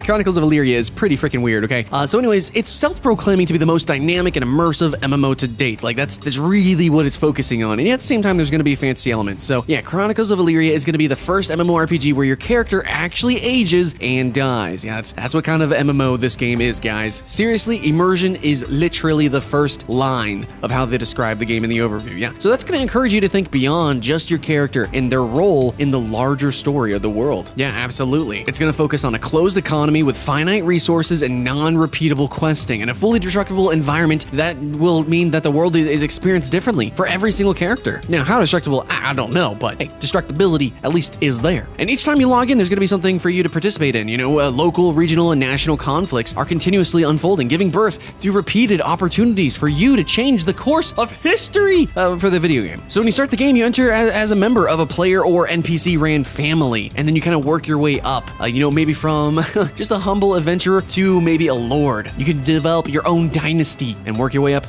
to maybe to king. Or, I mean, you can do whatever you want because the focus is on realism, the social aspects, and despite being a fantasy game, maybe you want to be a merchant or something like that. Maybe you want to just go be a thief. Maybe you want to be an assassin. There's so much you can do, and that's the point. It's completely open-ended and immersive. If you're looking for an MMO to dive into, Chronicles of Elyria is trying to be that game. Now, coming in at number 6 on the list is a game called Worlds Adrift. Now, I'm pretty excited for this game because I've already played just a little bit of it. I got a little taste of it, and you can actually see that on my channel, where I went and I played with the island creator. So you can actually make your own islands and stuffs. You can actually, you know, morph around. It's kind of familiar if you ever played a game like Far Cry or maybe like Halo Forge, maybe, or ever played in a game engine, or a modeler, a 3D modeler. It's pretty intuitive, though, even if you haven't. And it's like that, yeah, you like from the ground up, you know, you can make it as complex as you want to, but the game's pretty intuitive. You can jump in and make your own islands, and that's for free. You can do that right now, guys, and actually demo that out. But the game is going to allow players to jump from island to island, and I think there's going to be like this overall, like overarching overworld that players are going to be able to traverse with airships, and you're going to be able to make your own airships, and then you also have grappling hooks and stuff, and you can kind of play around with that on the island creator as well. But yeah, overall, I think the game is going to be very focused on player versus player content and probably, you know, economy and trading. And it seems like it's more of like an EVE Online if it was set in like the atmosphere of a world that happened to have floating islands. And that's kind of the vibe I'm getting from this game, but it's way action-packed, okay? At least from what I've seen from the trailers, what I've been teased, and I am being teased, and I'm actually pretty excited to finally jump into the world of Worlds Adrift. Halfway on the list, we've got Lineage Eternal. Now, it's only halfway on the list, even though it's got such a history, right? Lineage, a pretty freaking big game. It's just the fact that there is a direct competitor that I am personally more excited for. But Lineage Eternal is doing some really crazy new things, okay? Now, it's pretty rare whenever you play an online action RPG where you personally control multiple characters. The only one I've ever personally played was a freaking Lego minifigures online game, where you actually rotated between different characters. And I think this game, Lineage Eternal, is actually going to do a very similar system. So you have this like band of characters that you can pick and choose from, these different classes, and you kind of just hot swap between them as you play. So yeah, that's kind of weird and interesting. But anyways, yeah, so Lineage does have, well, it has a lineage, okay? So there's a lot riding on this game. There's a lot of pressure. This also means a lot of money and a lot of attention going into this game. Hopefully there's going to be a lot of content to play. But you know, just looking at the kind of unique approach that they're taking for the genre, I'm assuming whatever content that they do create for the game, it will be a unique experience, and I can't wait to try it out. All right, guys, next up on the list, we have Camelot Unchained. This is going to be the true successor to the Dark Ages of Camelot, and this is essentially the game that spawned the whole like realm versus realm versus realm gameplay that we see in ESO, that we see in Guild Wars 2 and a couple other games like Planetside. This is completely focused on player versus player content, and it's going to have incredibly intricate combat with all the different crazy spells and, you know, the intricate combinations of different roles to play, from CC-oriented roles. You got your Trinity, your healing, your damage. You have all that, but it's all completely focused on player versus player. It is a proper PvP MMORPG. It is the proper PvP MMORPG. Aside from something like Ultima, it's really just about the combat. Now, what that actually looks like and what that's going to properly entail, to be honest, I don't actually know. The game is kind of a little bit of ways away, so it's going to need some polishing. It's going to need, you know, some actual content and stuff, but, you know, it's an upcoming list. That's to be expected. Some are going to be further away than others, but still, even though it is in the distance, I think it's starting to illuminate and shine very brightly.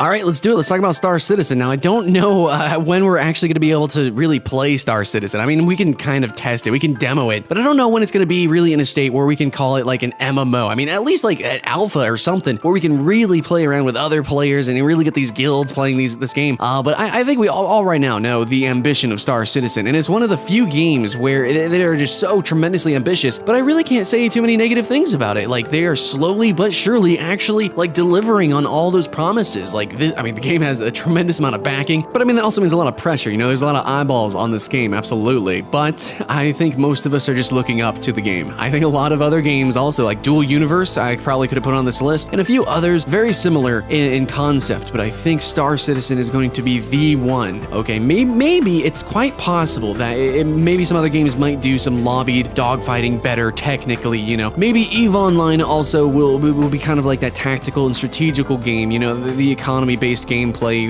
is going to probably be untouched, but all in all, Star Citizen is still going to be absolutely filling the niche of space sandbox MMORPG. Yeah, guys, number 2 is going to be Lost Ark, and you guys saw this. It was going to be high on the list. Everybody has this super hyped on the list, and I'm going to do that too. I mean, on every other list, it's been either number 1 or number 2, but I'm going to put it at number 2 this time because even though I know it's going to be a very social, and they're attempting to be a true MMO, it still resembles very much an online action RPG. Of course, unabashedly, it is going to be an action game. It's going to be a role-playing game, but you know, to what extent is it going to be truly an MMO? I do not know. Otherwise, aside from that, it's probably going to be the perfect action RPG. It looks fucking gorgeous. It looks amazing. I'm sure the world building is going to be unique just from the very first 10-minute trailer where they were just showing off the world. Seems like it's got some crazy world building, absolutely. But to what extent, you know, what massivity is that world? I don't know. So that's the only reason it's not number 1. I honestly just kind of rotate this, you know, between number 1 and 3 on all these top 10 lists of all these different games. It's pretty hype. I am getting kind of tired, honestly, of trying to remix and trying to re-explain Lost Ark over and over again. So I'm just going to leave it at that.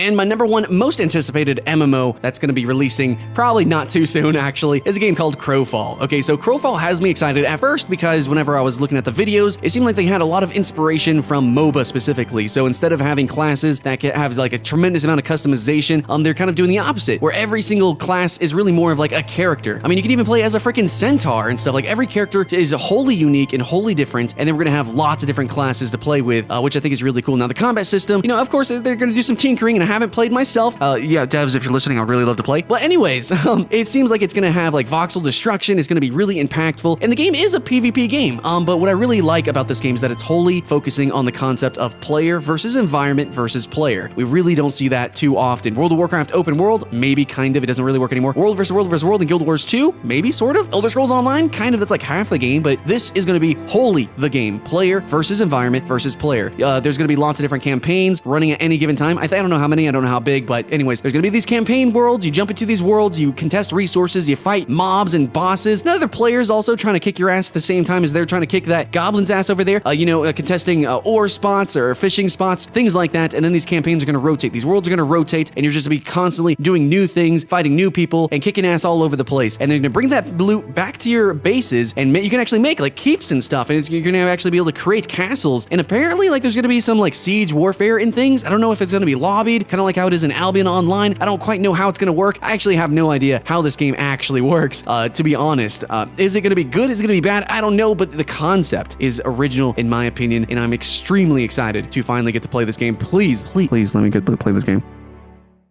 Yo, thanks so much for watching my top 10 upcoming MMORPG list. I know that some people are going to be watching this video a little bit later. I know, and if I missed a game or if there was a game that was late announced, absolutely, guys, leave it in the comments below. This is a community effort, okay? And I think that's really in the spirit of MMOs anyways. You know, massively multiplayer. It's all about being social, playing with other players, and absolutely that's what my channel is all about. Finding new games, sharing them, first impressions, reviews, and literally streaming them and playing with you guys. So check that out. Check out the new stuff. Hopefully you stay around, fam. Okay, so subscribe, make sure you like so other people can join the family, friends, okay? And leave in the comments below absolutely your thoughts and opinions. I hope you had fun. Hope you have fun with the games. My name's Skylance, and I'll see you in the next one.